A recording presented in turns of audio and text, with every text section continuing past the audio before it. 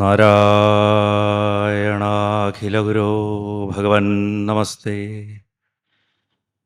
ഗുരുവായൂരപ്പ, സർവേശ്വര, വള്ളിയൂരപ്പ,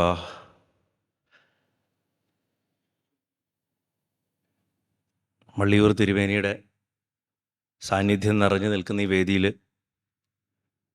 രണ്ടാമത്തെ വർഷമാണ് ഞാൻ പ്രഭാഷണത്തിന് വരുന്നത്. ഇതൊരു മഹാഭാഗ്യമായിട്ട് കരുതുന്നു.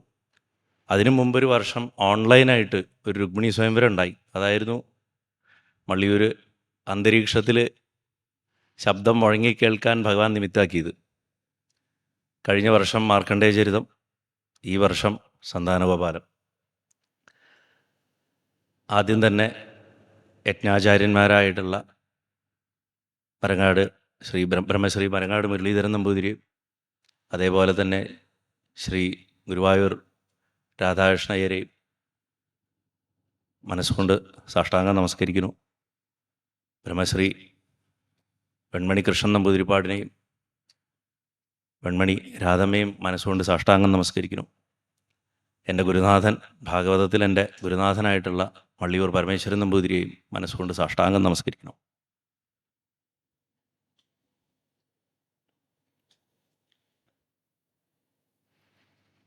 ഭാഗവതം തുടങ്ങുന്നത് ജന്മാദ്യസ്യേതോ എന്ന് പറഞ്ഞിട്ടാണെന്ന് എല്ലാവർക്കും അറിയാം.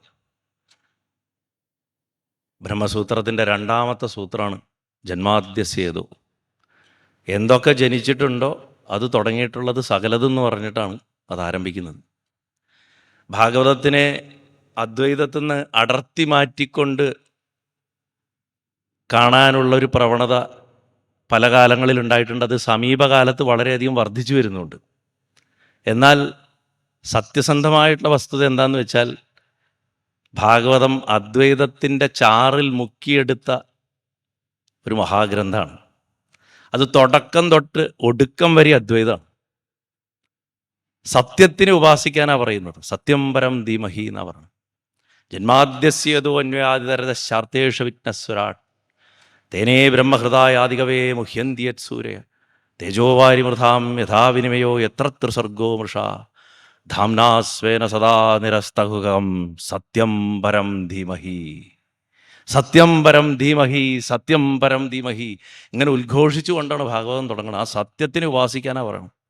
ആ സത്യത്തിനെ ഭഗവാൻ നാരായണൻ കൃഷ്ണനായിട്ട് കണ്ടുകൊണ്ട് ആ കഥ ചുരുള് നിവർത്തുകയാണ് പിന്നീട് അങ്ങോട്ട്. ധാംനാസ്വേന സദാ നിരസ്തുകം സത്യം പരം ധീമഹി എന്നുള്ള ആ ഒരൊറ്റ വരി, ആ ഒരു വരിയിൽ ഭാഗവതം മുഴുവൻ കിടക്കുന്നുണ്ട്. അവസാനത്തെ ആ 3 വാക്കുകളിൽ പ്രത്യേകിച്ചും നമ്മുടെ ബുദ്ധി കൊണ്ട് എന്തിനെ അറിയേണ്ടത്? അത് സത്യത്തെ അറിയണം. ഭഗവാൻ ഗീത തുടങ്ങുമ്പോൾ പറയുന്നുണ്ട്, ശുദ്ധബുദ്ധിയെ മുന്നിൽ നടത്താനാണ് പറയണത്. എന്തും മനസ്സിലാക്കണതിന് മുമ്പ്. എന്താ ശുദ്ധബുദ്ധി? വികാരം തൊടാത്ത ബുദ്ധി.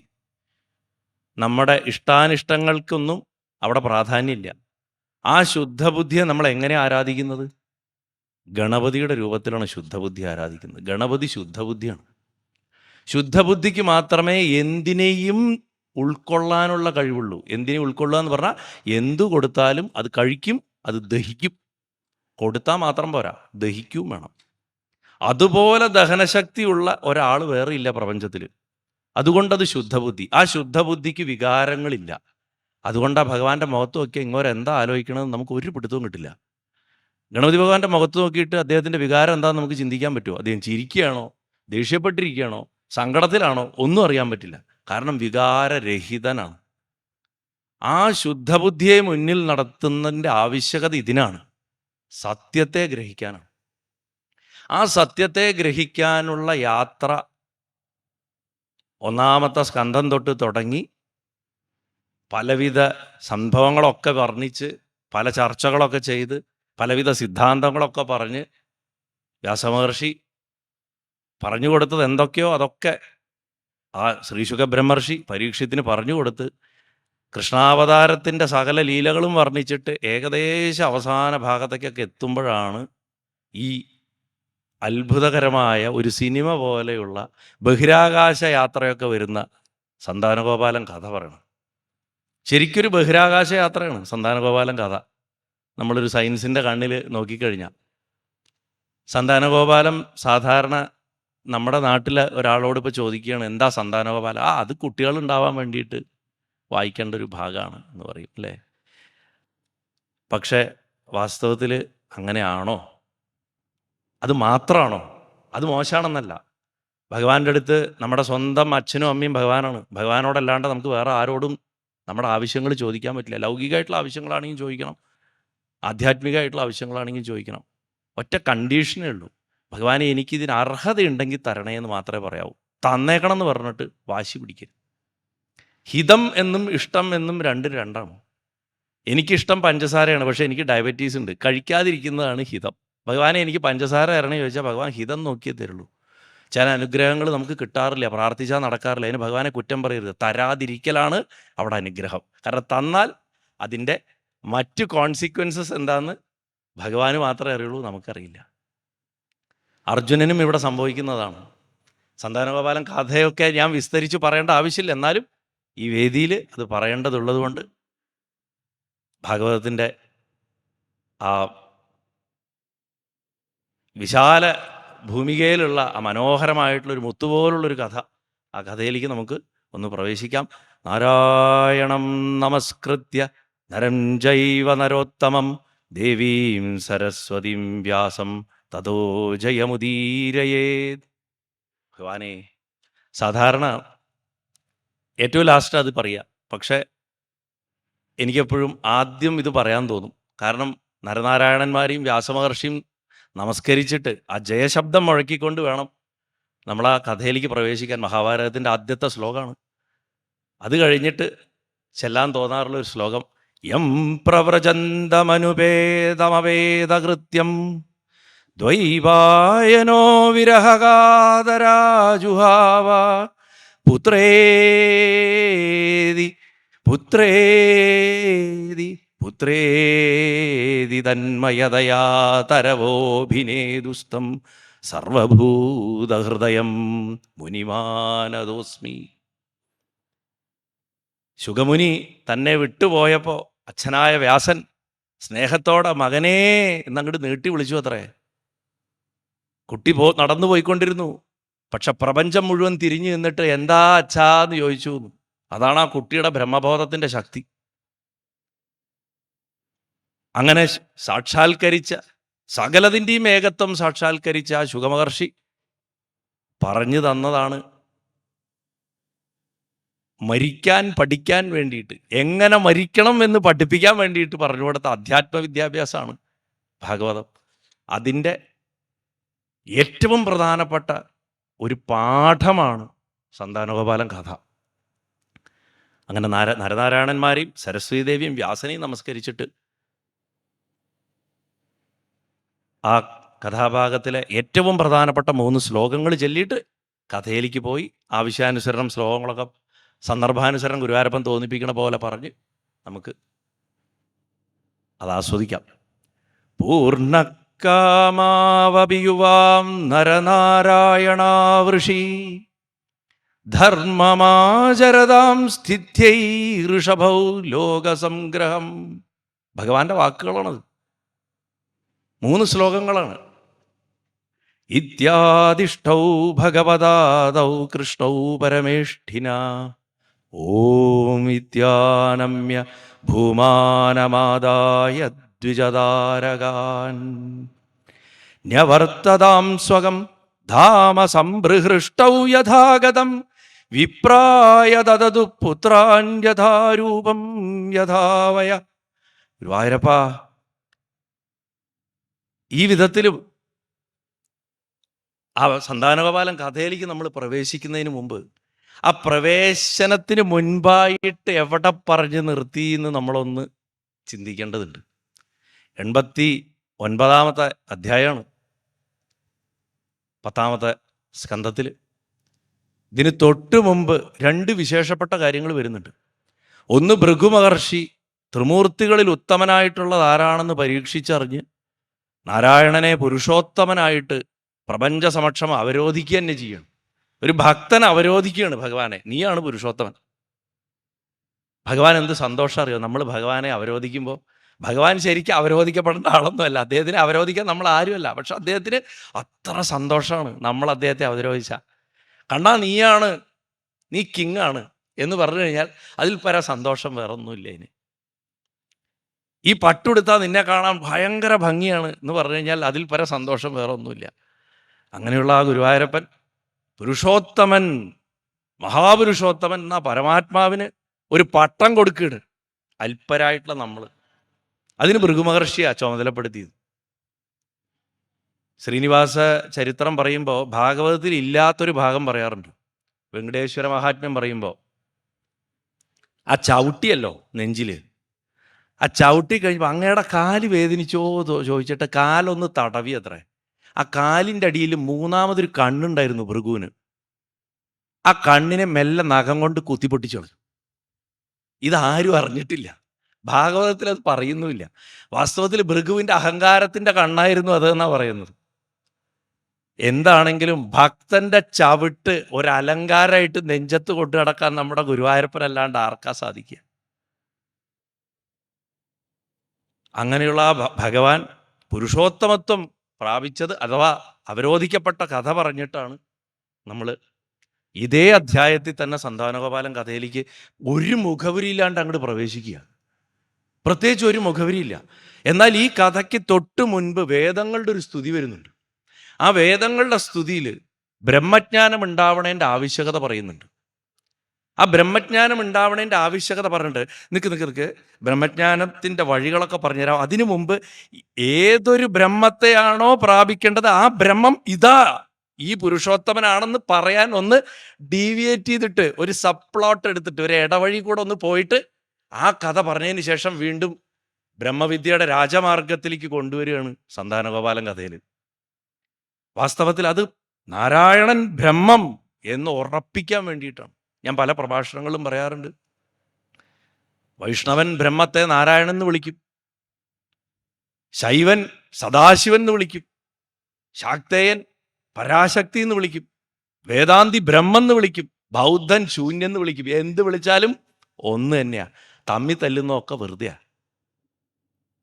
അപ്പോ അങ്ങനെയുള്ള ഭഗവാനെ എങ്ങനെ പ്രാപിക്കാം, എങ്ങനെ അറിയാം എന്നുള്ളതിൻ്റെ ഏറ്റവും ഉയർന്ന തത്വചിന്തയിൽ തത്വം അത് നീ തന്നെ എന്ന് പറയുന്ന ആ അവസ്ഥയിൽ മനസ്സിലാക്കിക്കാൻ വേണ്ടിയിട്ടാണ്. എങ്ങനെയാ ഭഗവാനെ അവിടെ ബ്രഹ്മതത്വത്തിൽ ഉറപ്പിക്കുന്നത്, ഭഗവാൻ ബ്രഹ്മമാണെന്ന് ഉറപ്പിക്കുന്നത്? വിഷ്ണുവിൽ സമത്വമുണ്ട്. ഇവിടെ അദ്ദേഹം നിർഗുണനാണ് എന്നുള്ളൊരു ഉപമ കൊടുത്തിട്ടാണ്. നിർഗുണ ബ്രഹ്മത്തിന് സ്ഥിതിയുണ്ട്, അതവിടെ നിലനിൽക്കുന്നുണ്ട്. അതേപോലെ വിഷ്ണു സ്ഥിതിയുള്ളതാണ്. ആ നിർഗുണ ബ്രഹ്മമാകണ നാരായണൻ എന്നാണ് ധർമ്മവും ആത്മജ്ഞാനവും വൈരാഗ്യവും അഷ്ടസിദ്ധികളും ചിത്തശുദ്ധിയും വിശേഷപ്പെട്ട യശസ്സും എന്തിൻ്റെയും തുടക്കവും നിലനിൽപ്പും ഒടുക്കും ഒക്കെ ഉണ്ടാവണത് എന്ന് പറഞ്ഞ് സ്ഥാപിച്ചിട്ട് 89 അധ്യായത്തിൽ 17 ശ്ലോകത്തിൽ പറയാം, മുനീനാം ന്യസ്തദണ്ഡാനാം ശാന്താനാം സമചേതസാം അകിഞ്ചനാനാം സാധൂനാം യമാഹു പരമാം ഗതിം. നാരായണൻ ശാന്തനാണ്. ശ എന്ന ശബ്ദം കൊണ്ട് മംഗളം, അതിൻ്റെ അന്തം, ഒരു മംഗളത്തിൻ്റെ മംഗളകരമായിട്ടുള്ളൊരു അവസ്ഥയ്ക്കുള്ളൊരു പരമകാഷ്ഠയാണ് വാസ്തവത്തിൽ ശാന്തം. മംഗളകരമായൊരു ശബ്ദം ഉച്ചരിച്ചാൽ അത് ശകാരം. പക്ഷെ നമ്മൾ ഇന്ന് ശകാരം എന്ന് പറഞ്ഞാൽ ചീത്ത വിളിയെന്നാണ് അർത്ഥം. നമുക്കൊക്കെ അങ്ങനെയാണല്ലോ. ഗംഭീരം എന്ന് പറയും, ഭയമുണ്ടാക്കുന്നത് എന്നുള്ള വാക്കർത്ഥമുള്ള ഒരു സാധനത്തിന് നന്നായിട്ടുള്ളൊരു വസ്തുവിനെ ഉപയോഗിക്കാം. മനുഷ്യനൊക്കെ തലതിരിച്ചിട്ടാണ് ഉപയോഗിക്കുക അല്ലേ? അപ്പോൾ ഇവിടെ ശാന്തനാണ്, സമചിത്തനാണ്, ഏതൊരവസ്ഥയിലും ഇളകാത്ത മനസ്സുള്ളവനാണ്. മനസ്സേ ഇല്ല ഭഗവാന്. മനസ്സുണ്ടായ ഭഗവാൻ മനുഷ്യനായി. ഭഗവാൻ മനുഷ്യനല്ല. സമചിത്തനാണ്, അകിഞ്ചനനാണ്, എല്ലാവർക്കും അഭയപ്രദനാണ്, സാധുക്കളുടെ ഏകമാത്ര ഗതിയാണെന്ന് പറഞ്ഞു. അതുകൊണ്ടാ സാധൂനാം യമാഹു പരമാം ഗതിം. സാധു എന്ന് പറഞ്ഞാൽ ബ്രഹ്മത്തെ അന്വേഷിക്കുന്നവൻ ഇവിടെ അർത്ഥം എടുക്കണം. ഇവിടെ സാധുക്കൾക്ക് ഗതി എന്ന ആ ശബ്ദത്തിൽ തന്നെ മനസ്സിലാക്കാം, മുമുക്ഷുക്കൾക്ക്, മോക്ഷം ആഗ്രഹിക്കുന്നവർക്ക് എത്തിച്ചേരേണ്ട നിർഗുണ സ്വരൂപമാണ് നമ്മൾ സത്വഗുണപ്രധാനനാണെന്ന് പറയുന്ന ഗുരുവായൂരപ്പൻ. നിഷ്കാമരാവട്ടെ, ശാന്തരായിട്ടുള്ള ആൾക്കാരാവട്ടെ, വിശേഷ ബുദ്ധിയുള്ളവരാവട്ടെ, ഇവരൊക്കെ ഭജിക്കണത് ഭഗവാനെയാണ്. ഭഗവാനാണ് അവർക്ക് എല്ലാവർക്കും പ്രിയപ്പെട്ടവൻ. ബ്രഹ്മത്തെ അന്വേഷിക്കുന്നവൻ, ബ്രഹ്മത്തിൻ്റെ പാതയിൽ സഞ്ചരിക്കുന്നവൻ, അങ്ങനെ ബ്രഹ്മചര്യമുള്ളവർ, അല്ലാതെ ലൈംഗികതയായിട്ട് ബന്ധപ്പെടുത്തിയിട്ടല്ല, ബ്രഹ്മത്തിൻ്റെ പാതയിൽ സഞ്ചരിക്കുന്നവർക്കൊക്കെ പ്രിയപ്പെട്ടവനാണ് ഗുരുവായൂരപ്പൻ. അവർക്കൊക്കെ ഇഷ്ടമുള്ള വാക്കുകൾ പറയുന്നവനാണ് ഗുരുവായൂരപ്പൻ. പ്രിയ വാക്കാണ് ഭഗവാൻ. അങ്ങനെയുള്ള ഭഗവാൻ 3 ഗുണങ്ങൾ കൊണ്ടുള്ള തൻ്റെ മായ കൊണ്ട് 3 മൂർത്തികളായിട്ടിരിക്കുകയാണെന്നാണ് പറയുന്നത്. സത്വഗുണ, രജോ ഗുണ, തമോ ഗുണങ്ങളിൽ ബ്രഹ്മദേവനായിട്ടും മഹാദേവനായിട്ടും രജോ തമോ ഗുണങ്ങളിൽ ഇരിക്കുകയും അതേസമയം സത്വഗുണത്തിൽ സ്വന്തം സ്വരൂപത്തിൽ ഇരിക്കുകയും ചെയ്യുന്നു ഭഗവാൻ. അങ്ങനെയുള്ള ആ മൂർത്തി പുരുഷാർത്ഥ രൂപമാണ്, പരമപുരുഷാർത്ഥ രൂപമാണ് എന്നാണ് പറയുന്നത്. 4 പുരുഷാർത്ഥങ്ങളിൽ പരമപുരുഷാർത്ഥം മോക്ഷമാണ്. ആ രൂപത്തിലിരിക്കയാൽ അത് പരമാത്മാവിൻ്റെ പ്രാപ്തിക്കുള്ള സാധന തന്നെയാണ് ഭഗവാനെ ആരാധിക്കുക എന്ന് പറയുകയാണ്. പക്ഷെ എങ്ങനെയാ ഭഗവാനെ ആരാധിക്കുക? ഭഗവാനെ സദാ ബ്രഹ്മം തന്നെ എന്ന് നനയ്ക്കുന്നത് മാത്രമല്ല ഭക്തി. നമ്മൾ ഭഗവാൻ ഭഗവാൻ ഭഗവാൻ ഭഗവാൻ ഭഗവാൻ എന്ന് പറയണത് മാത്രമല്ല, ആ ഭഗവാൻ ഞാനാണെന്ന് പറയാനുള്ള ധൈര്യം ഉണ്ടാവണം. യഥാർത്ഥ ധൈര്യം അതാണ്, യഥാർത്ഥ ഉപാസന അതാണ്. ആ ഉപാസന എന്ന് പറയുമ്പോൾ നമ്മൾ പറയും ഭഗവാനെ പോയിട്ട് കെട്ടിപ്പിടിച്ചങ്ങോട്ട് നിൽക്കുക എന്ന്. ഭഗവാനെ കെട്ടിപ്പിടിക്കേണ്ട ആവശ്യമില്ല. അകത്തിരിക്കുന്ന ഒരാളെ എങ്ങനെ കെട്ടിപ്പിടിക്കും? അദ്ദേഹം നമ്മളെ കെട്ടിപ്പിടിച്ചിട്ട് അകത്തിരിക്കുക. ഈ കെട്ടിപ്പിടിച്ച് അകത്തിരിക്കുന്ന ഒരാളെ പുറത്തന്വേഷിക്കുന്നതിൽ യാതൊരു അർത്ഥവുമില്ല. ഈ ബോധം നന്നായിട്ടുണ്ടായിരുന്നു എന്നുള്ളത് കൊണ്ടാണ് അതിൻ്റെ ഒരു തിയറിറ്റിക്കൽ ആസ്പെക്റ്റിലെങ്കിലും അനുഭവ ഗുണം വന്നിട്ടില്ലെങ്കിലും ഭട്ടതിരി സാന്ദ്രാനന്ദാവബോധാത്മകം അനുപമിതം കാലദേശാവധിഭ്യാം നിർമുക്തം നിത്യമുക്തം നിഗമശതസഹസ്രേണ നിർഭാസ്യമാനം എന്ന് പറഞ്ഞ് എഴുതിയിട്ട് അവസാനം തത്താവത്, ആ ബ്രഹ്മതത്വം തത്താവത് ഭാതി സാക്ഷാൽ ഗുരുഭവനപുരേ എന്ന് പറഞ്ഞു വയ്ക്കാൻ കാരണം ഈ ഗുരുഭവനപുരം, ഞാൻ പല പ്രഭാഷണങ്ങളും പറയാറുണ്ട്, അത് ഗുരുവായൂർ എന്ന് പറഞ്ഞൊരു സ്ഥലം മാത്രമായിട്ട് എടുക്കരുത്. ഗുരുവായ വായു, പ്രധാന വായു, പ്രാണൻ, അത് സഞ്ചരിക്കുന്ന പുരം നമ്മുടെ ശരീരം. ആ ശരീരത്തിൻ്റെ അകത്തിരിക്കുന്ന ബ്രഹ്മതത്വം ജനങ്ങളുടെ ഭാഗ്യം എന്നല്ലാതെ എന്ത് പറയാൻ? ജനിച്ച് ജീവിച്ച് മരിക്കുന്ന എന്തും ജനം. അതിൻ്റെ അകത്തിരിക്കുന്ന ബ്രഹ്മതത്വം ഗുരുവായൂരപ്പൻ. ഈ വിധം കണ്ടു കഴിഞ്ഞാൽ നമ്മുടെ ഒക്കെ ശരീരം ഗുരുവായൂർ ക്ഷേത്രമായി. ഇങ്ങനെ മനസ്സിലാക്കാൻ, ഇങ്ങനെ സദാ ചിന്തിക്കാൻ മഹായോഗികൾക്ക് പോലും സാധിക്കില്ല. ഇങ്ങനെ ചിന്തിക്കുന്നതിനെ, നമ്മുടെ മനസ്സിൻ്റെ ഓരോ ചിന്തകളെയും നമ്മൾ സാധാരണ അദ്വൈത ഭാഷയിൽ വൃത്തി എന്ന് പറയും.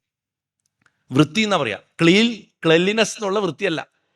മനസ്സിൻ്റെ തോട്ട് വേവ്സ്, ചിന്തയുടെ ഒരു അല, അതിനെയാണ് വൃത്തി എന്ന് പറയാം.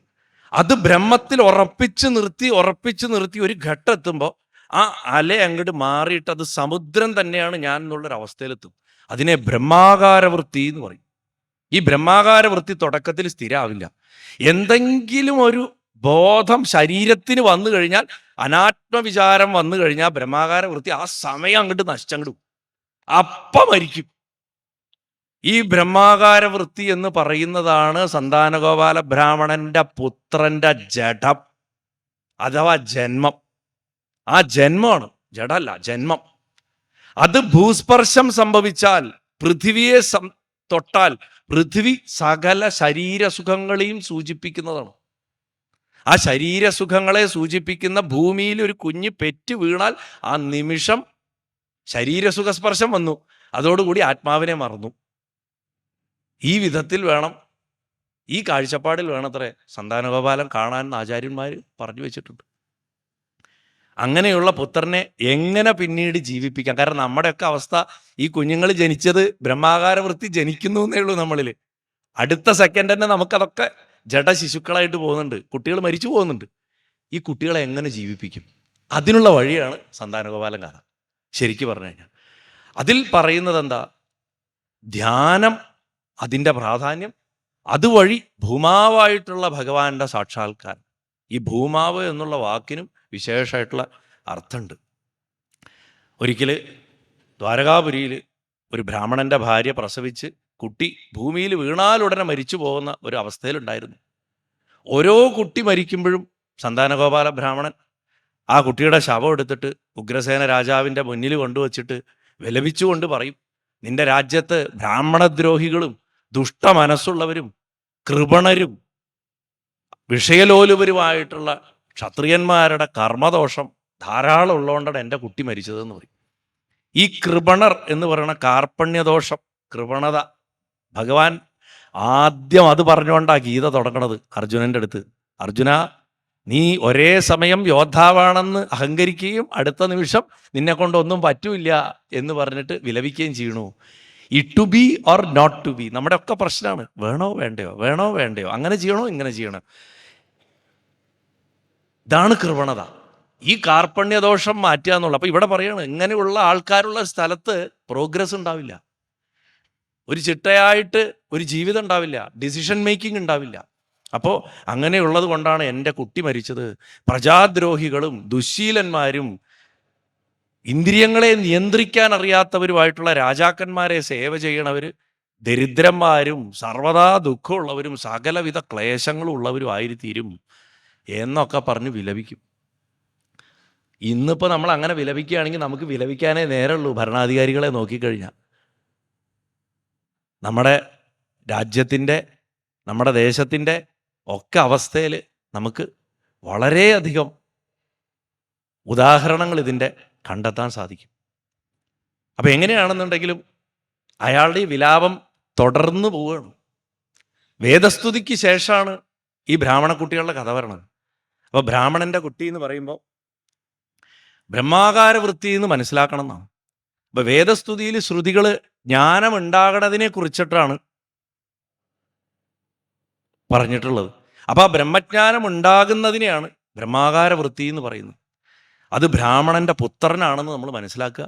അത് ഭൂമിയിൽ സ്പർശിച്ചാൽ, അതായത് ജഡഭാവം വന്നു കഴിഞ്ഞാൽ, അതായത് ദേഹസുഖം കിട്ടാൻ തുടങ്ങിക്കഴിഞ്ഞാൽ പിന്നെ ആ ബ്രഹ്മാകാര വൃത്തി, ബ്രഹ്മബോധം നമ്മളെ മനസ്സിലിരിക്കില്ല. ഇങ്ങനെയുള്ള വിഷമം എല്ലാ സാധകർക്കും ഉണ്ട്, തുടക്കക്കാർക്കും ഉണ്ട്, മഹായോഗികൾക്കും ഉണ്ട്. അതിന് ആചാര്യനോ ഒരു തുടക്കത്തിലുള്ള ഒരാളെന്നോ ഒന്നും വ്യത്യാസമില്ല. ഇടയ്ക്കിടയ്ക്ക് ദേഹബോധം വന്നു പോകും. അല്ലെങ്കിൽ പിന്നെ നമ്മൾ രമണ മഹർഷിയൊക്കെ പോലെ ആയിരിക്കണം. അനസ്തേഷ്യൊന്നും തരാണ്ട് ഓപ്പറേറ്റ് ചെയ്തോളൂ എന്ന് പറയാൻ പറ്റണം. മനസ്സിനെ അവിടെ നിന്ന് അങ്ങോട്ട് പിൻവലിക്കുകയാണ്. അങ്ങനെ പിൻവലിക്കാൻ അവർക്ക് സാധിക്കും. അപ്പോൾ പ്രത്യേകിച്ച് നമ്മുടെ ഇന്നത്തെ കാലത്ത് അല്ലെങ്കിലേ മനസ്സിനെ കാഴ്ചകൾ കൊണ്ടും കേൾവിയിൽ കൂടിയും ഗന്ധങ്ങളിൽ കൂടിയും ഒക്കെ നമ്മൾ പൊല്യൂട്ട് ചെയ്തുകൊണ്ടിരിക്കുകയാണ്. നമ്മളിപ്പോൾ ഇന്നിപ്പോൾ പുറത്ത് റോട്ടിൽ ഇറങ്ങുമ്പോൾ എത്രയോ പരസ്യങ്ങളുടെ ബോർഡ് കാണും, അറിയാതെങ്കിലും നമ്മൾ വായിച്ചു പോകും. നമ്മളതിനെ സെമാൻറ്റിക് ടെക്നിക്ക് എന്നൊക്കെ പറയും. ഇപ്പോൾ പഠിക്കണതിൽ പെട്ടെന്ന് ഒരു നോട്ടത്തിൽ മനസ്സിലാക്കുക. റീഡിങ്ങിൻ്റെ സ്പീഡ്, വായനയുടെ സ്പീഡ് കൂട്ടാൻ കുട്ടികളെ പഠിപ്പിക്കുന്ന വിദ്യ. അതായത് വായിക്കരുത്, ഇങ്ങനെ കാണുമ്പോൾ മനസ്സിലാക്കുക. അപ്പോൾ സ്റ്റോപ്പ് എന്നുള്ളൊരു സിഗ്നൽ കണ്ടാൽ അത് സ്റ്റോപ്പ്, STOP എന്ന് വായിക്കാണ്ട് തന്നെ നമുക്ക് സ്റ്റോപ്പ് എന്നറിയാം. അതെങ്ങനെ അറിയണത്? ഇതേപോലെ നമ്മുടെ ഉപബോധ മനസ്സിലേക്ക് അനവധി ചിന്തകൾ കയറിക്കൊണ്ടിരിക്കുന്നുണ്ട്. പഴയതിനെക്കാട്ടിലും കഷ്ടമാണ് ഇന്ന് അഭ്യാസം എന്ന് പറഞ്ഞു കഴിഞ്ഞാൽ. കാരണം സോഷ്യൽ മീഡിയ, ഫോണ് താഴെ വെച്ച് നമുക്ക് ഇന്നൊരു നേരമില്ല. അപ്പം പിന്നെ ബ്രഹ്മാകാര വൃത്തിയെക്കുറിച്ചൊന്നും പറയാൻ നമുക്ക് ഒരു സാധ്യതയും നമുക്ക് കിട്ടുന്നില്ല എന്നുള്ളതാണ്. അങ്ങനെയുള്ളൊരു സ്ഥലത്താണ് സന്താനഗോപാലൻ കഥ. ഈ ബ്രഹ്മാകാര വൃത്തി എങ്ങനെ സ്ഥിരമാക്കി വയ്ക്കാൻ സാധിക്കും എന്ന് ഉള്ള വഴി കാണിച്ചിരുന്നു. അങ്ങനെ ബ്രാഹ്മണൻ്റെ 9ാമത്തെ കുട്ടിയും മരിച്ചു പോയി കഴിയുമ്പോൾ ഈ ബ്രാഹ്മണൻ വിലപിച്ചുകൊണ്ട് ആ സ്ഥലത്ത് വരികയാണ്. വീണ്ടും ദ്വാരകയിൽ വന്ന്, ആ രാജധാനിയിൽ വന്ന് വിലപിക്കുന്ന സമയത്ത് അന്നൊരു വ്യത്യാസം എന്താ വെച്ചാൽ, അർജുനൻ അന്ന് അവിടെ സ്ഥലത്തുണ്ട്. അർജുനൻ എന്ന് പറഞ്ഞു കഴിഞ്ഞാൽ യുദ്ധം ചെയ്യാനായിട്ട് സദാ ജാഗരൂകനായിരിക്കുന്ന, തയ്യാറായിരിക്കുന്ന, അസ്ത്രശസ്ത്രങ്ങളോടുകൂടിയിരിക്കുന്ന ആളാണ്. ജീവിത യോദ്ധാവാണ്. ജീവിതത്തിനെ യുദ്ധം ചെയ്ത് ജയിക്കാൻ വേണ്ടിയിരിക്കുന്ന ആളാണ്. ഭഗവാൻ എന്ന് പറഞ്ഞു കഴിഞ്ഞാൽ യുദ്ധങ്ങളൊക്കെ ചെയ്ത് അതിൽ തൃപ്തി വന്ന ആയുധം താഴെ വെച്ച് കഴിഞ്ഞ ആളാണ്. ഇവർ രണ്ടുപേരും തമ്മിലുള്ള സംഭാഷണമാണ് ഗീത. യുദ്ധം നിർത്തിയ ആളും യുദ്ധം ചെയ്യാൻ പോണ ആളും. അങ്ങനെയുള്ള ഭഗവാൻ ഇരിക്കുന്ന സഭയിൽ ഭഗവാൻ ഒരക്ഷരം മിണ്ടാതെ ഈ കഴിഞ്ഞ 9 തവണയും ഉഗ്രസേനൻ്റെ മുന്നിൽ വന്ന് ഈ ബ്രാഹ്മണൻ കരയുമ്പോഴൊക്കെ ശാന്തനായിട്ടിരുന്നിട്ടുണ്ട്. സാധാരണ ചാടി പുറപ്പെടുന്ന ബലഭദ്രനും ശാന്തനായിട്ടിരുന്നിട്ടുണ്ട്. ഭഗവാൻ അനങ്ങാത്തത് കൊണ്ട് പ്രദ്യുമ്നനും അനങ്ങിയിട്ടില്ല, അനിരുദ്ധനും അനങ്ങിയിട്ടില്ല, സാത്വികി അനങ്ങിയിട്ടില്ല, ആരും അവിടെ അനങ്ങിയിട്ടില്ല. ഭഗവാൻ ഒന്നും കാണാതെ മിണ്ടാതിരിക്കുക. ഭഗവാന്റെ മൗനത്തിന് പോലും അർത്ഥങ്ങളുണ്ട്. അപ്പം അതുകൊണ്ട് അവരാരും അനങ്ങിയിട്ടില്ല. എന്തുകൊണ്ട് ഭഗവാൻ മിണ്ടാണ്ടിരിക്കണമെന്നൊന്നും അവർക്കറിയാൻ വഴിയില്ല. പക്ഷെ അവരനങ്ങിയിട്ടില്ല. അവിടെ വന്നിട്ടാണ് ബ്രാഹ്മണൻ ചീത്ത പറയണത്. ബ്രഹ്മദ്വിഷ ഷഡധിയോ ലുബ്ധസ്യ വിഷയാത്മന ക്ഷത്രബന്ധോ കർമ്മദോഷാത് പഞ്ചത്വം മേ ഗതോർഭക ഹിംസാവിഹാരം നൃപതിം ദുശീലമജിതേന്ദ്രിയം പ്രജാപചന്ത്യസീതന്തി ദരിദ്രാ നിത്യദുഃഖിത. ഇതിൻ്റെ അർത്ഥമൊക്കെ ഞാൻ നേരത്തെ പറഞ്ഞു.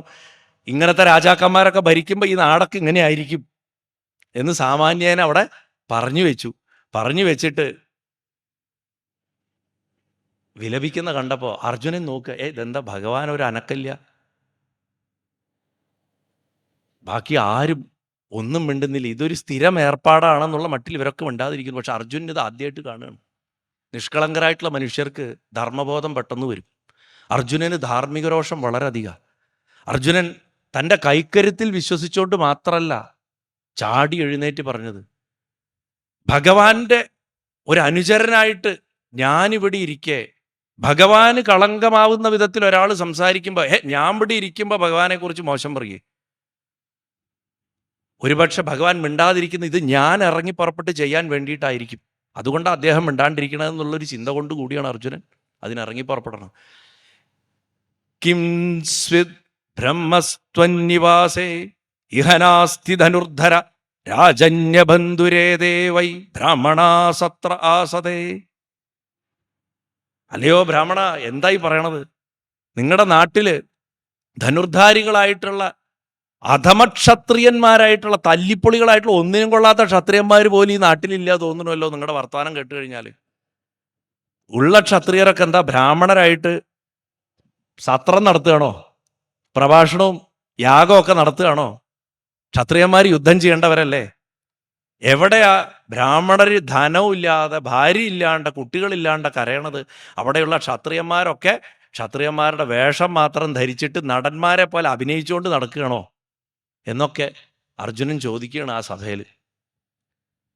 ഒരുപക്ഷെ ആ പുരാണത്തിൻ്റെ ആ കഥ പറയലിൻ്റെ സുഖത്തിന് വേണ്ടിയിട്ടും അർജുനനെ കൃത്യമായിട്ട് മനുഷ്യൻ്റെ അറിവില്ലായ്മയുടെ തലത്തിൽ നിർത്താൻ വേണ്ടിയിട്ടും, കാരണം ഗീതോപദേശത്തിനൊക്കെ മുന്നേ ഉണ്ടായിട്ടുള്ളൊരു സംഭവം ആയതുകൊണ്ട് ആ പാത്രചിത്രീകരണത്തിന് വേണ്ടി ആയിരിക്കണം ഒരുപക്ഷെ അർജുനെ അങ്ങനെ വെച്ചിട്ടുള്ളത്. പക്ഷേ ഈ കഥയുടെ അവസാനത്തിൽ നാരായണൻ അർജുനനോടും കൃഷ്ണനോടും നിങ്ങൾ രണ്ടുപേരും ഞാനാണെന്ന് പറയുമ്പോൾ ആ അർജുനൻ ഇങ്ങനെ പറഞ്ഞിട്ടുണ്ടാവുമോ എന്നൊന്ന് സംശയിക്കേണ്ടതുണ്ട്. ആ അർജുനൻ ഇങ്ങനെ പറഞ്ഞിട്ടുണ്ടാവുന്നത് കാരണം ഈ രണ്ട് വേഷവും കെട്ടിയാടുന്നത് ഭഗവാൻ തന്നെയാണ്. അർജുന വേഷം കെട്ടുന്നതും ഭഗവാനാണ്, കൃഷ്ണവേഷം കെട്ടുന്നതും ഭഗവാനാണ്. അങ്ങനെ ബ്രാഹ്മണനോട് പറയാണ്, ഭഗവാൻ ദീനരായിട്ടുള്ള താങ്കളുടെ കുട്ടിയെ ഞാൻ രക്ഷിക്കും, ഇതിൽ പ്രതിജ്ഞ പാലിക്കാനായില്ലെങ്കിൽ അഗ്നിപ്രവേശം ചെയ്ത് പാപമോചനം നേടിക്കൊള്ളാം എന്നാ പറയണത്. രസം എന്താ വെച്ചാൽ കഥകളിയിൽ മണ്ഡോപ്പള്ളി ഇറ്റരാരിശമേനോൻ്റെ ആ പ്രസിദ്ധമായിട്ടുള്ള ആട്ടക്കഥ സന്താനഗോപാലം, അതിൽ അർജുനൻ കൃഷ്ണനെ കാണാൻ വരുമ്പോൾ തന്നെ ഒരു പദമുണ്ട്, പ്രസിദ്ധമാണ്. കോട്ടക്കൽ മധുവട്ടൻ്റെയൊക്കെ ശബ്ദത്തിൽ നാഥാഭവൽചരണ ദാസരാമിജ്ജനാനാം. ഞാൻ പാടിയ മോശമാവും, അതുകൊണ്ട് ഞാൻ പാടുന്നില്ല. ഏതാകിലും വരുമോ ബാധ വീതശങ്കമെല്ലാവരും ജാതാനന്ദം വാണിയിടുന്നു എന്നാണ്. അതായത് ഇതിനൊരു പ്രല്യൂഡ് ഇട്ട് കൊടുക്കുകയാണ്, ഒരു ഇൻട്രൊഡക്ഷൻ ഇട്ട് കൊടുക്കുകയാണ്. അർജുനൻ കാണാൻ പോകുന്ന ഒരു കാഴ്ചയാണ് ഈ ഭീകരമായ കാഴ്ച. പക്ഷെ വന്നു കയറുമ്പോൾ അർജുനൻ്റെ മനസ്സിൽ എക്സ്പെക്റ്റേഷൻ എന്താ? ദ്വാരക എന്ന് പറഞ്ഞു കഴിഞ്ഞാൽ പ്രപഞ്ചത്തിലെ ഏറ്റവും സൗഖ്യമുള്ള സ്ഥലം എന്നാ. ഇപ്പം ചിലർ പറയും ദുബായി പോകുമ്പോൾ ഏത് രാത്രിയും പകലും അവിടെ ഇറങ്ങി നടക്കാൻ പറ്റുന്നു. പക്ഷെ അതിൻ്റെ അന്തരാളങ്ങളിലേക്ക് ഇറങ്ങിച്ചെന്നാലേ ആ നഗരത്തിൻ്റെ പ്രശ്നങ്ങൾ നമുക്ക് മനസ്സിലാവുള്ളൂ. ഞാൻ അവിടെ വർഷങ്ങൾ ജീവിച്ച ഒരാളാണ്, അതുകൊണ്ട് അത് കൃത്യമായിട്ട് എനിക്ക് പറയാൻ പറ്റും. അതുപോലെയാണ് ദ്വാരകയിൽ ഇടയ്ക്കെപ്പോഴോ വരുന്ന അർജുനൻ ചോദിക്കുകയാണ്, നാഥാ ഇവിടുത്തെ പാദദാസരായിട്ടുള്ള ജനങ്ങൾക്ക് എന്തെങ്കിലുമൊക്കെ സങ്കടം വരുമോ? അങ്ങല്ലേ ഇവിടെ വസിക്കണത്, അല്ലയോ ചെന്താമരക്കണ്ണ, ആശ്രയിക്കുന്നവരെയൊക്കെ സംരക്ഷിക്കണേൽ അങ്ങ് ദത്തശ്രദ്ധനല്ലേ, സാക്ഷാൽ മഹാദേവൻ വന്ദിക്കണവനല്ലേ അങ്ങ്, അങ്ങയുടെ താമരപ്പൂ പോലുള്ള ആ കാലുകളിൽ ഞാൻ വന്ദിക്കുന്നു എന്ന് പറഞ്ഞിട്ടാണ് ആ സ്തുതി. നാഥാഭവൽചരണ എന്നുള്ള പ്രസിദ്ധമായിട്ടുള്ളൊരു കഥകളി പദമാണത്. അതിൽ അർജുനൻ്റെ എക്സ്പെക്റ്റേഷൻസ് സെറ്റ് ചെയ്ത് കഴിഞ്ഞു. അവിടെ അർജുനൻ കരുതുന്നത് ഇവിടെ ഇങ്ങനൊരു പ്രശ്നം വരില്ല എന്ന് ചിന്തിക്കുന്നിടത്താണ് ഇങ്ങനൊരു പ്രശ്നം നമുക്ക് കാണിച്ചു തരുന്നത്. അത് ഇട്ടരാരിശമേനോൻ വളരെ ഭംഗിയായിട്ട് ആ പാത്രസൃഷ്ടിയിൽ അത് കൊണ്ടുവന്നിട്ടുണ്ട്. സന്ദർഭവശാൽ പറഞ്ഞു എന്നേ ഉള്ളൂ. എനിക്ക് എപ്പോഴും ഈ കഥകളി കുറച്ച് പറയാൻ തോന്നും. അതൊരു രസമാണ്. ഇൻസിഡൻ്റലി കഴിഞ്ഞ ദിവസം ഇക്കാലത്തെ ഏറ്റവും മികച്ച സന്താനഗോപാല ബ്രാഹ്മണൻ ചെയ്യണ ദേവദാസേട്ടൻ്റെ ഹനുമാനുണ്ടായി ഇവിടെ.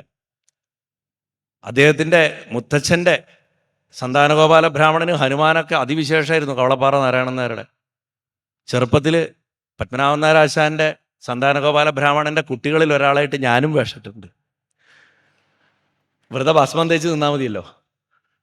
അപ്പോൾ എന്താണെങ്കിലും ആ ബ്രാഹ്മണൻ്റെ 9ാമത്തെ കുട്ടിയും മരിച്ചിട്ടുള്ള ആ വിലാപം അർജുനൻ്റെ അതിഘോരമായിട്ടുള്ള പ്രതിജ്ഞയിൽ അവസാനിക്കുകയാണ്.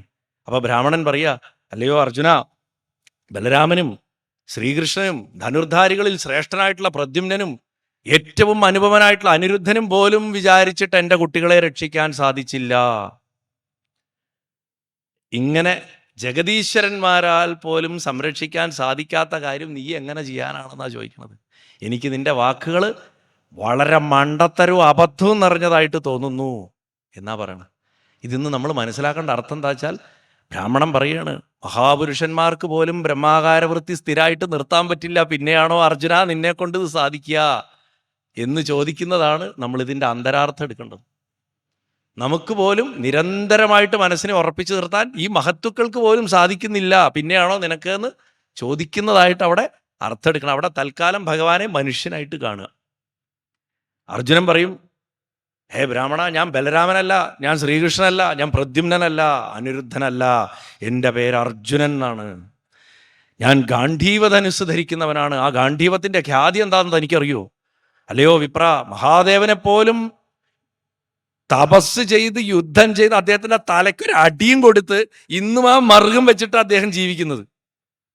മഹാദേവന്റെ ശിരസിൽ ആ ജട ഒന്ന് പൊക്കി നോക്കി എപ്പോഴും ഒരു അടി കൊണ്ട പാട് കാണാം.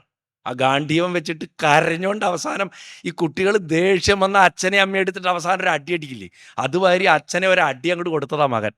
അങ്ങനെ ഒരു അടി കൊടുത്ത് ആ മുറിവ് എങ്ങനെയാണോ ഭൃഗുവിൻ്റെ ചവിട്ട് നെഞ്ചിക്കൊണ്ട് നടക്കുന്നത് നാരായണൻ, അതുമാതിരി അർജുനന്റെ വില്ലുകൊണ്ടുള്ള അടി ആ കബർദത്തിൻ്റെ ഇടയിൽ കൊണ്ടു നടക്കുന്നുണ്ട് ഇന്നും മഹാദേവൻ.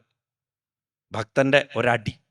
അങ്ങനെയുള്ള മഹാദേവനെ പ്രസാദിപ്പിച്ച് പാശുപതാസ്ത്രം വരെ നേടിയവനാണ് ഞാൻ. മൃത്യുവിനെ ജയിച്ചവനാണ്, മൃത്യുഞ്ജയനെ ജയിച്ചവനാണ് സന്തോഷിപ്പിച്ചിട്ട് എന്ന് പറയുന്നു. അതുകൊണ്ട് അതിൻ്റെ അർത്ഥം എന്താ? നീ പറയണ പോലെയൊന്നുമല്ല, ബ്രഹ്മാകാര വൃത്തിയെ എനിക്ക് സ്ഥിരമാക്കി വെക്കാൻ സാധിക്കും എന്ന് അർജുനൻ മിഥ്യാധാരണ കൈക്കൊള്ളണു അവിടെ. കാരണം പാശുപതാസ്ത്രം എന്ന് പറഞ്ഞു കഴിഞ്ഞാൽ ഒരു ആയുധമല്ല, അതൊരു ശ്വാസക്രിയയാണ്. പശുപതി എന്ന് പറഞ്ഞാൽ ജീവന്റെ അധീശത്വം ഉള്ള ആരോ അത് പശുപതി. ജീവന്റെ മേൽ അധീശത്വം സ്ഥാപിക്കാൻ സാധിക്കുന്ന ഏതൊരു വിദ്യയോ അത് പാശുപത വിദ്യ. പ്രാണനെ നിയന്ത്രിച്ചുണ്ടാക്കുന്നതാണത്. പ്രാണായാമത്തിന്റെ ഏറ്റവും ഉയർന്ന തലമാണ് വാസ്തവത്തിൽ പാശുപത വിദ്യ. നമ്മൾ കലണ്ടറുകളിലും ചിത്രങ്ങളിലെ ഒരു അസ്ത്രം കൊടുത്തു കയ്യിലെന്ന് കാണുന്നുള്ളൂ. അത് എന്തുകൊണ്ടാണ് ജീവജാലങ്ങൾക്കെതിരെ ഒന്നും പ്രയോഗിക്കരുതെന്ന് പറയാൻ കാരണം അതറിഞ്ഞാൽ സൃഷ്ടിസ്ഥിതി സംഹാര ശക്തികൾ മുഴുവൻ സാധാരണ ഒരു മനുഷ്യ ശരീരത്തിലേക്ക് വരും. അതുകൊണ്ട് അത് വാങ്ങി സൂക്ഷിക്കുക എന്ന് മാത്രമേ പറയാൻ പറ്റുള്ളൂ. സ്പൈഡർമാനിൽ പറഞ്ഞ മാതിരി with great power comes great responsibility. അവിടെ റെസ്പോൺസിബിലിറ്റി വളരെ അധികമാണ്. അത് കയ്യിൽ സൂക്ഷിക്കാനേ പറ്റുള്ളൂ. അത് വാങ്ങി വെച്ചിട്ട് തനിക്ക് ബ്രഹ്മാകാര വൃത്തി ഉണ്ട് എന്ന് നടിക്കുന്നതാണ് ഒരു യോഗിക്ക് പറ്റുന്ന അബദ്ധം. പ്രാണായാമം കൊണ്ട് നേടാവുന്ന ശക്തിയുടെ പാരമ്യതയാണ് ജീവനെ തന്നെ നിയന്ത്രിക്കാൻ സാധിക്കുക എന്നുള്ളത്. അപ്പം അർജുനൻ ചിന്തിക്കുകയാണ്, ഞാനത് നേടിയവനാണ്, പിന്നെ എനിക്കെങ്ങനെയാ ബ്രഹ്മാകാര വൃത്തി എന്ന് മനസ്സ് പോവുക? എൻ്റെ മനസ്സ് ബ്രഹ്മത്തിൽ തന്നെ ഉറച്ചു നിൽക്കും എന്ന് പറയുന്നതായിട്ട് അവിടെ നമുക്ക് അർത്ഥം എടുക്കാവുന്നതാണ്. അർജുനൻ ഇങ്ങനെ പറഞ്ഞു കേട്ടപ്പോൾ ബ്രാഹ്മണന് കൂടുതൽ വിശ്വാസം തോന്നി.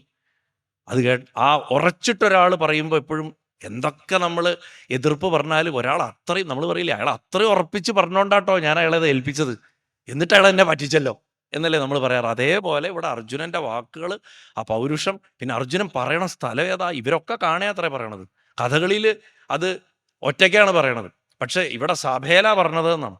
ആ സഭയിൽ ഇത് പറയണ കേട്ട് കഴിഞ്ഞപ്പോൾ ഇത്രയും പേരുടെ മുന്നിൽ പറഞ്ഞ് ഭഗവാനും അപ്പോഴും ഭഗവാൻ മിണ്ടാണ്ടിരിക്കുന്നുണ്ട്. അപ്പോൾ എന്താണെങ്കിലും അത് നടക്കും എന്നുള്ളൊരു വിശ്വാസം വന്നതുകൊണ്ട് ബ്രാഹ്മണൻ അർജുനൻ്റെ അടുത്ത്, ശരി എന്നാൽ അങ്ങനെ ആവട്ടെ, എൻ്റെ ഭാര്യ ഇനി ഗർഭം ധരിക്കുന്ന സമയത്ത് ഞാൻ അങ്ങേ അറിയിച്ചു കൊള്ളാം, പ്രസവ സമയം എടുക്കുമ്പോൾ എന്ന് പറഞ്ഞിട്ട് അവിടുന്ന് പോവുകയും ചെയ്തു.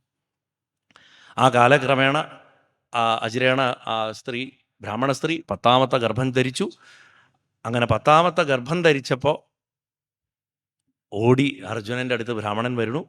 ബ്രാഹ്മണൻ പറഞ്ഞു, അർജുന, എൻ്റെ സന്താനത്തെ മൃത്യുവിൽ നിന്ന് രക്ഷിച്ചാലും എന്നാണ് ആദ്യം തന്നെ പറയണത്. ഒരു യോഗിയുടെ അടുത്ത് ചെന്നിട്ട് പറയാണ്, ആ ബ്രഹ്മാകാര വൃത്തിയെ നിലനിർത്തി തരണം എന്ന് യോഗസിദ്ധികളുള്ള ഒരാളോട് ചെന്ന് പറയണം. പക്ഷെ അയാൾക്ക് യഥാർത്ഥത്തിൽ ആ ബ്രഹ്മത്തിൽ ഉറച്ചു നിൽക്കുന്നൊരു മനസ്സുണ്ടോ എന്നുള്ളത് ഇനിയും തെളിയിക്കപ്പെടേണ്ടതായിട്ടായിരിക്കണം. അർജുനൻ വേഗം തന്നെ എന്ത് ചെയ്തു? അദ്ദേഹത്തിൻ്റെ രീതികളനുസരിച്ചിട്ട് ശുദ്ധജലം എടുത്തു, ആചമനം ചെയ്തു. ആചമനം ചെയ്തിട്ട് മഹാശിവഭക്തനാണ്. ഭഗവാനും അർജുനനും ശിവനെ പൂജിച്ചിട്ടേ എന്തും തുടങ്ങിയിരുന്നുള്ളൂ. മഹാഭാരതം വായിച്ചു കഴിഞ്ഞാൽ ശിവനെ എത്ര തവണയാണ് കൃഷ്ണൻ പൂജിക്കണമെന്ന് നമുക്ക് പറയാൻ പറ്റില്ല. അത് ഇന്ന് കേൾക്കുമ്പോൾ പല ആൾക്കാർക്ക് ഇഷ്ടപ്പെടില്ല അങ്ങോട്ട്. ഞാനതൊന്നും ശ്രദ്ധിക്കാറില്ല. കൃഷ്ണൻ രുദ്രൻ ജപിച്ചതൊക്കെ ഞാൻ വിസ്തരിച്ച് തന്നെ പറയാറുണ്ട്. ആ ഭേദഭാവം മനസ്സിൽ നിന്ന് പോവുക എന്നുള്ളതാണ് പ്രധാനം. അപ്പോൾ അവിടെ ആ മഹാദേവനെ സ്മരിച്ചിട്ട് സാഷ്ടാംഗം നമസ്കരിച്ചിട്ട് തൻ്റെ ഗാന്ധീവം ധരിച്ച് ബ്രാഹ്മണൻ്റെ വീട്ടിൽ ചെന്നിട്ട്, വീട്ടിൻ്റെ ഉള്ളിൽ പ്രസവം വേണ്ട, പുറത്ത് പറമ്പിൽ സ്ഥലമുണ്ടോ നോക്കിയിട്ട് നല്ല ശുദ്ധമായിട്ടൊരു സ്ഥലത്ത് തീർത്ഥമൊക്കെ തെളിച്ചിട്ട് അസ്ത്രങ്ങൾ കൊണ്ട് ഒരു കൂടാരം അങ്ങോട്ട് ഉണ്ടാക്കി, ഒരു സൂതികാഗൃഹം, ഒരു പേറ്റുമുറി ഉണ്ടാക്കിയിട്ട് അതിൻ്റെ അകത്തേക്ക് ആ ബ്രാഹ്മണ സ്ത്രീയെ പ്രവേശിപ്പിച്ച് അതിൻ്റെ വാതിൽ ശരങ്ങൾ കൊണ്ടുണ്ടാക്കി അതടച്ച് ആ ഗാന്ധീവധാരിയായിട്ടുള്ള അർജുനൻ പഞ്ചാക്ഷരം ജപിച്ചുകൊണ്ട് അതിൻ്റെ പുറത്ത് നിന്നു എന്നാണ് പറഞ്ഞു. അങ്ങനെ കുറച്ച് നേരം കഴിഞ്ഞപ്പോഴേക്കും അവർക്ക് പേറ്റുനോവൊക്കെ തുടങ്ങി, അതിൻ്റെ ശബ്ദങ്ങളൊക്കെ കേൾക്കാൻ തുടങ്ങി. അർജുനന് ആകാംക്ഷയായി. ബ്രാഹ്മണൻ പ്രാർത്ഥിച്ചുകൊണ്ട് ഊലാത്തുന്നുണ്ട് പുറത്ത്.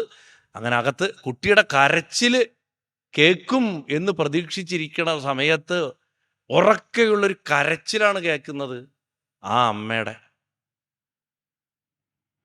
ബ്രാഹ്മണൻ വേഗം തന്നെ ആ ശരങ്ങൾ കൊണ്ടുള്ള വാതിലൊക്കെ തകർത്ത് അകത്ത് കയറി നോക്കുമ്പോൾ ആ ബ്രാഹ്മണ സ്ത്രീ പ്രസവ ക്ഷീണത്തിലാണെങ്കിലും വാവിട്ട് നിലവിളിക്കുകയാണ്.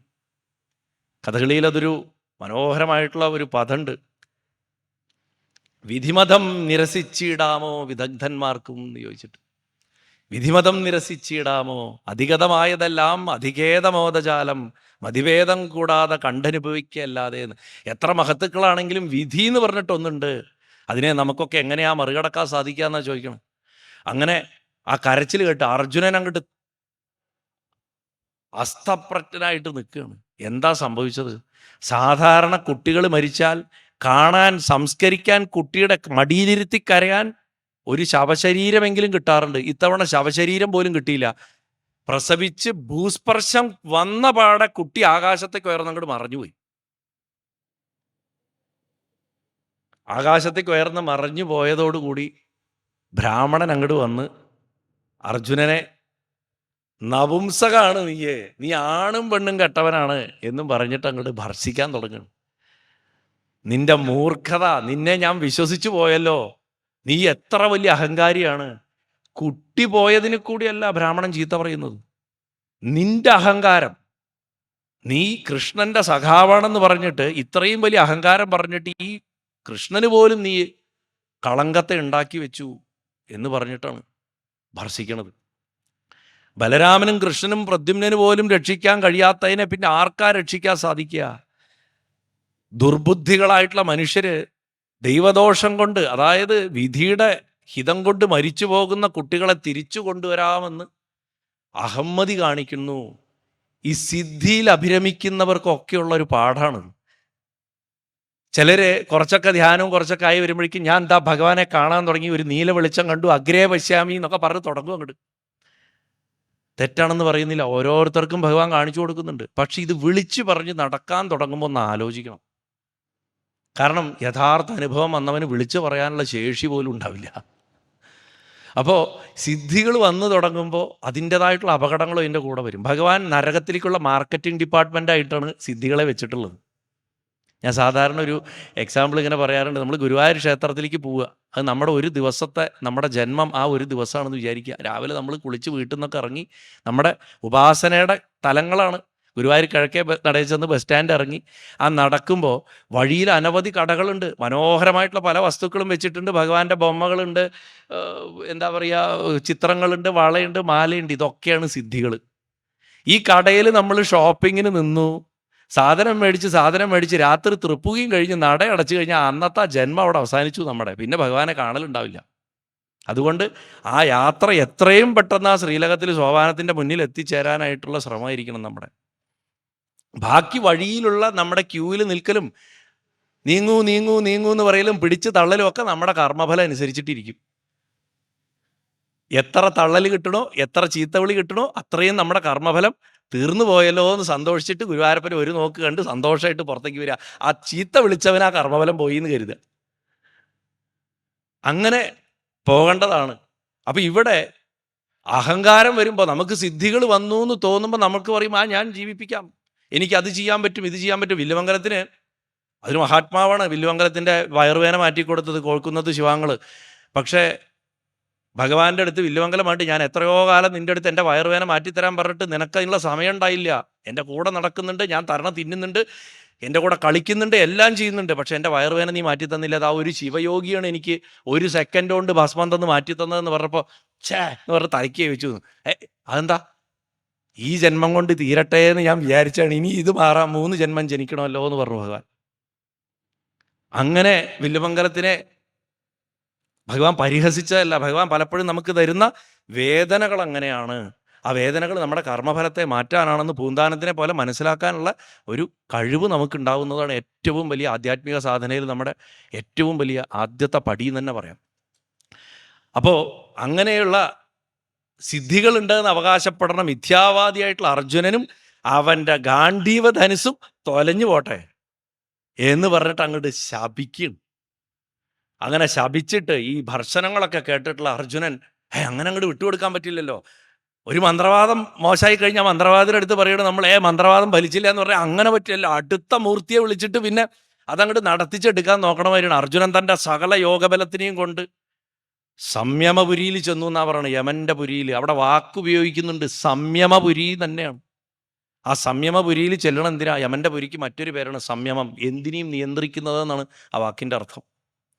സംയമം ഉണ്ടെങ്കിൽ ബ്രഹ്മാകാരവൃത്തി സ്ഥിരമാക്കാൻ കഴിയും. തനിക്ക് എന്തോ ഒരു നിയന്ത്രണ പിശക് വന്നിട്ടുണ്ട്. ആ നിയന്ത്രണ പിശക് ഒന്ന് ബലപ്പെടുത്തി, വ്രതമൊക്കെ ഒന്നുകൂടെ ബലപ്പെടുത്തി കഴിഞ്ഞാൽ തൻ്റെ സിദ്ധിക്കൊരു മൂർച്ച കൂടി തനിക്ക് കിട്ടും എന്ന് കരുതലാണ് വാസ്തവത്തിൽ ഈ യമപുരിയിലേക്ക് പോയി, സംയമപുരിയിലേക്ക് പോയി എന്ന് പറഞ്ഞതിൻ്റെ അർത്ഥം. അങ്ങനെ പോയി അന്വേഷിച്ച് നോക്കുകയാണ്. അവിടെ ശസ്ത്രമായിട്ട് ചെല്ലുകയാണ്. ആ ശസ്ത്രമായിട്ട് അവിടെ ചെന്ന് കഴിഞ്ഞ് നോക്കുന്ന സമയത്ത് അവിടെ കുട്ടിയെ കാണാനില്ല.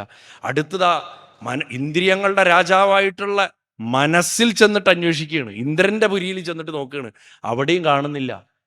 അഗ്നിയുടെ പുരിയിൽ ചെന്ന് നോക്കി, അവിടെയും കുട്ടിയെ കാണാനില്ല. നിരുദ്ധർ അവിടെ പോയി, അവിടെയും കാണാനില്ല. സോമൻ്റെ അവിടെ പോയി, അവിടെയും ഇങ്ങനെ ദിക്കുകളിലൊക്കെ ചെല്ലുകയാണ്. വായു, വരുണൻ, എല്ലാ സ്ഥലങ്ങളിലും ചെന്നു. കൈലാസത്തിൽ പോലും പോയിട്ടുണ്ടാവണം, കാരണം ഈശാനകോണ് വിട്ടുകളയാൻ വഴിയില്ല, അവിടെയും ചെന്നിട്ടുണ്ടാവും. എല്ലാ സ്ഥലത്തും ചെന്ന് ഈ കുട്ടിയെ അന്വേഷിച്ചു.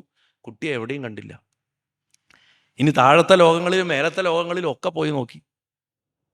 ആ ഭൂർഭുവ സ്വഹ ജന തപ മഹർ സത്യം ഇങ്ങനത്തെ സകല ലോകങ്ങളിലും നടന്നന്വേഷിച്ചാലും ബ്രഹ്മത്തെ കണ്ടെത്താൻ സാധിക്കില്ല. ഇങ്ങനെ ലോകങ്ങളിൽ അന്വേഷിക്കലല്ല, അത് ഉരുവിടലല്ല ബ്രഹ്മത്തെ കിട്ടാനുള്ള മാർഗം എന്ന് അർജുനൻ പ്രാക്ടിക്കലി പഠിക്കുകയാണ്. അങ്ങനെ പഠിച്ച് ആ ബ്രാഹ്മണൻ്റെ മകനെ കാണാൻ സാധിക്കാത്തത് കൊണ്ട് ഒരു കാര്യം മനസ്സിലാക്കി. ഈ പറയുന്ന ലോകങ്ങളിലുള്ളവരൊക്കെ തന്നെ എന്തെങ്കിലും ഒരു തരത്തിലുള്ള ശരീരബോധമോ ഭോഗവിലാസത്തിലോ ഇരിക്കുന്നവരാകയാൽ അവിടെയൊന്നും ബ്രഹ്മാകാര വൃത്തി സ്ഥിരമല്ല. അതുകൊണ്ട് അവസാനം അർജുനൻ തിരിച്ചു വന്നിട്ട് അഗ്നിയിൽ പ്രവേശിക്കാൻ തീർച്ചയാക്കി. ആ അഗ്നിയിൽ പ്രവേശിക്കാനായിട്ട് അഗ്നികുണ്ഠം കൂട്ടി 3 വലം വെച്ച് നാമം ജപിച്ച് അഗ്നിയിലേക്ക് അങ്ങോട്ട് എടുത്ത് ചാടാനായിട്ട് അങ്ങോട്ട് പോകുന്ന സമയത്ത് ആ ഭഗവാൻ വന്ന് കയ്യിൽ പിടിച്ച് വലിച്ചങ്ങോട്ട് നിർത്തുകയാണ്. കഥകളിയിൽ അത് വളരെ മനോഹരമായിട്ടൊരു രംഗമാണ്. ചാടി വീണിട്ടാ പിടിക്കണത്. എന്താ അർജുനെ പറയാ? കൂടപ്പുറപ്പെന്നാണോ വിളിക്കേണ്ടത്? സുഹൃത്ത് എന്നാണോ വിളിക്കേണ്ടത്? അതോ താൻ തന്നെയാണെന്നാണോ വിളിക്കേണ്ടത്? വാസ്തവത്തിൽ ഗീത പല സ്ഥലത്തും നമുക്ക് തോന്നും ഭഗവാനോട് തന്നെയാണോ സംസാരിക്കണത് തോന്നിപ്പോവും. ബോധം തെളിഞ്ഞ ആള് ബോധം തെളിയാത്ത തന്നോട് തന്നെ സംസാരിക്കുക, അങ്ങനെയാണ് ഗീതയുടെ അവസ്ഥ. അപ്പോൾ ബോധം തെളിയാതെ അഗ്നിപ്രവേശം ചെയ്യാൻ പോകുന്ന ഒരാളോട്, അതായത് തനിക്ക് ഇത്രയും കഴിവുകളുണ്ട്, ആ കഴിവുകൾ കൊണ്ട് ഒന്നും തനിക്ക് ആവാൻ സാധിച്ചില്ല എന്ന് വിഷമിക്കുന്ന എത്രയോ ആൾക്കാരുണ്ട്. മനുഷ്യൻ്റെ പ്രയത്നം കൊണ്ട് സാധിക്കാവുന്നതിന് ലിമിറ്റേഷൻസ് ഉണ്ട്. യോഗവിദ്യകളും സാധനകളും കൊണ്ട് നേടുന്ന സിദ്ധികൾ കൊണ്ട് സാധിക്കാവുന്നതിന് പോലും ലിമിറ്റേഷൻസ് ഉണ്ട്. അതിൻ്റെയൊക്കെ ആ യാഥാർത്ഥ്യം മനസ്സിലാക്കി തരികയാണ് വാസ്തവത്തിൽ സന്താനഗോപാലൻ കഥയിൽ അർജുനൻ്റെ അവസ്ഥ. അവിടെയാണ് ദൈവാനുഗ്രഹം എന്ന് പറയുന്ന ഒരവസ്ഥയുടെ ഒരു ദിവ്യമായിട്ടുള്ള ഒരു കരത്തിൻ്റെ ആവശ്യം, നമ്മളെ ആത്മഹത്യയെന്ന് പിന്തിരിപ്പിക്കാൻ. പലരും ശരീരം ത്യജിക്കണത് അതുകൊണ്ടാണ്. ശരീരം ത്യജിക്കുന്നത് എന്തുകൊണ്ടാണ്? ഈ ശരീരത്തിൻ്റെ ബോധമുള്ളത് കൊണ്ടാണ് ശരീരം ത്യജിക്കുന്നത്. ആത്മഹത്യ ചെയ്യുന്നത് പോലും വാസ്തവത്തിൽ ഒരു യോഗിക്ക് ചേർന്നതല്ല, ഒരു ബ്രഹ്മജ്ഞാനിക്ക് ചേർന്നതല്ല, അല്ലെങ്കിൽ ഒരു മുമുക്ഷുവിന് ചേർന്നതല്ല. ഈ ജന്മം എനിക്ക് സാക്ഷാത്കരിക്കാൻ സാധിച്ചില്ല എന്ന് പറഞ്ഞിട്ട് ഈ ശരീരം നശിപ്പിക്കുക എന്ന് പറഞ്ഞാൽ അതിൻ്റെ അർത്ഥം അയാൾക്ക് ആ ദേഹബോധം ഉണ്ട് എന്നുള്ളതാണ്. ഇല്ലെങ്കിൽ ദേഹം ഉണ്ടായാൽ എന്ത്, ഇല്ലെങ്കിൽ എന്ത്, അങ്ങനൊരു അവസ്ഥയിലായിരിക്കില്ലേ? ഈ ചിന്തയിലല്ലേ ആയിരിക്കേണ്ടത്. അതുകൊണ്ടാണ് മഹാത്മാക്കൾ ജീവൻ മുക്തരായിട്ട് ഇരുന്നിരിപ്പിൽ ഒരു കുഴി കുഴിച്ച് അതിൻ്റെ ഉള്ളിൽ ഇരുന്നിട്ട് ആ ജീവനോടെ തന്നെ അവരെ കർപ്പൂരം കൊണ്ട് ഉപ്പ് കൊണ്ടും ഒക്കെ മൂടുന്നപ്പോൾ രാഘവേന്ദ്ര സ്വാമിയൊക്കെ പോലെ. കാരണം അവർക്ക് ശരീരം ഉണ്ടോ ഇല്ലയോ എന്നുള്ളതൊരു വിഷയമേ അല്ല. അവർ മുമ്പും ഉണ്ട്, ഇപ്പോഴും ഉണ്ട്, നാളെയും ഉണ്ടാവും. ഇതൊരു തുടർച്ചയാണ്. ആ തുടർച്ചയിൽ ഭഗവാൻ തന്നെ പറയുന്ന പോലെ ഒരു കുപ്പായം മാത്രം ഈ ശരീരം. അപ്പോൾ ഇവിടെ അർജുനൻ ആ ശരീരത്തെ കത്തിച്ച് തൻ്റെ ദേഹബോധത്തിൻ്റെ പാരമ്യതയിൽ അതിൻ്റെ നിരാശയുടെ പരകോടിയിൽ നിന്നിട്ട് അർജുനൻ അതിനെ അഗ്നിക്ക് കൊടുത്തിട്ട്, ഞാൻ ചെയ്ത പ്രതിജ്ഞാലോപത്തിൻ്റെ ശുദ്ധിക്കായിട്ട് അഗ്നിക്ക് ഞാൻ എന്നെ കൊടുക്കണമെന്നാണ് പറയണത്. അങ്ങനെ അഗ്നിക്ക് കൊടുക്കുന്ന ആ സമയത്ത് ആ ഈശ്വരീയ കരം അതെവിടുന്ന് വരണു? അർജുനന്റെ പൂർവോപാസനകളുടെ ശക്തിയാണത്. അർജുനൻ വെറും നരനായതുകൊണ്ട് മാത്രമല്ല, നരൻ ഒരു പാത്രമാണ്, നാരായണൻ അതിൽ ഒഴിച്ചു വെക്കപ്പെടേണ്ട ജലാണ്. അങ്ങനെ നാരായണനെ നിറച്ചിരിക്കുന്ന ജലപാത്രമാണ് വാസ്തവത്തിൽ അർജുനൻ.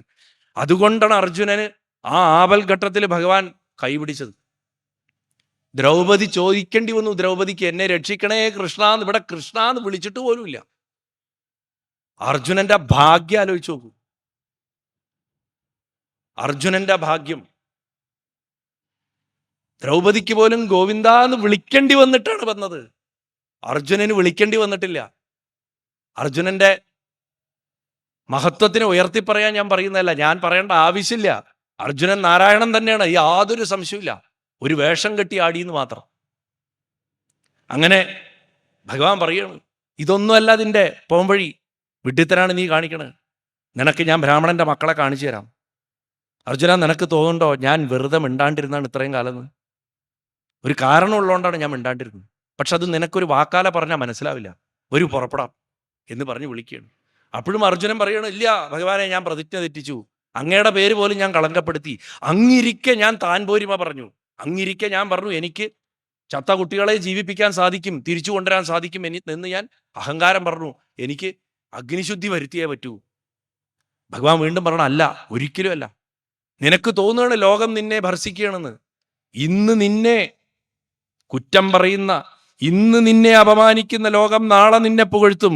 നീ എൻ്റെ കൂടെ വരൂ. ഭഗവാൻ നമ്മളെ വിളിക്കുക. ജീവിതത്തിൽ നമ്മൾ തളർന്നു വീഴുമ്പോൾ ലോകം മുഴുവൻ നമ്മളെ നോക്കി ചിരിക്കണു, കളിയാക്കണു, സങ്കടപ്പെടുത്തണു എന്നൊക്കെ പറഞ്ഞ് നമ്മൾ ആത്മഹത്യയുടെ വക്കിലെത്തി നിൽക്കുമ്പോൾ ഭഗവാൻ നമ്മളോട് പറയണ, അരുത്, ഞാൻ കൂടെയുണ്ട്, വരൂ എൻ്റെ കൂടെ. നാളെ നിന്നെ പുകഴ്ത്തി പറയുന്ന തരത്തിലേക്ക് ഞാൻ നിന്നെ ഉയർത്തും എന്ന് പറഞ്ഞിട്ട് വിളിച്ചുകൊണ്ട് പോകണം. ഈ നിന്ദിക്കുന്നവരൊക്കെ നിന്റെ വിമല കീർത്തിയെ പാടാൻ തുടങ്ങുന്ന പറയണം.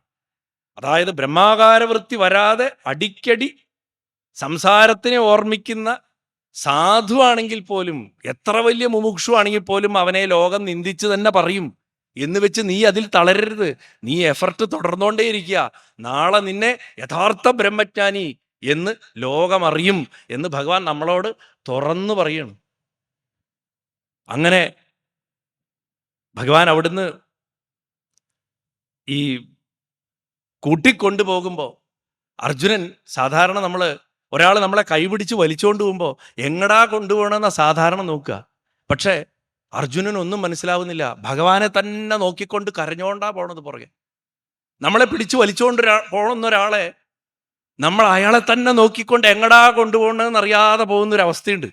അത് മനസ്സ് അത്രമാത്രം ആ കൊണ്ടുപോകുന്ന വ്യക്തിയിലും ഉറച്ചു നിൽക്കുമ്പോഴാണ്. മാർഗം ഏതാന്ന് പോലും അറിയില്ല, അങ്ങനെ പിടിച്ചു വലിച്ചുകൊണ്ട് പോവുകയാണ്. അവിടെ അർജുനന്റെ മനസ്സിൽ മനസ്സിലാക്കുന്നൊരു കാര്യമാണ്, ദൈവോപസൃഷ്ടം യോ മൗഢ്യ ദാനി നീഷതി ദുർമതി. ദൈവം കൊണ്ടുപോയതിനെ ആര് കൊണ്ടുവരാനാണ്? മൗഢ്യം എന്നല്ലാതെ എന്താണ്?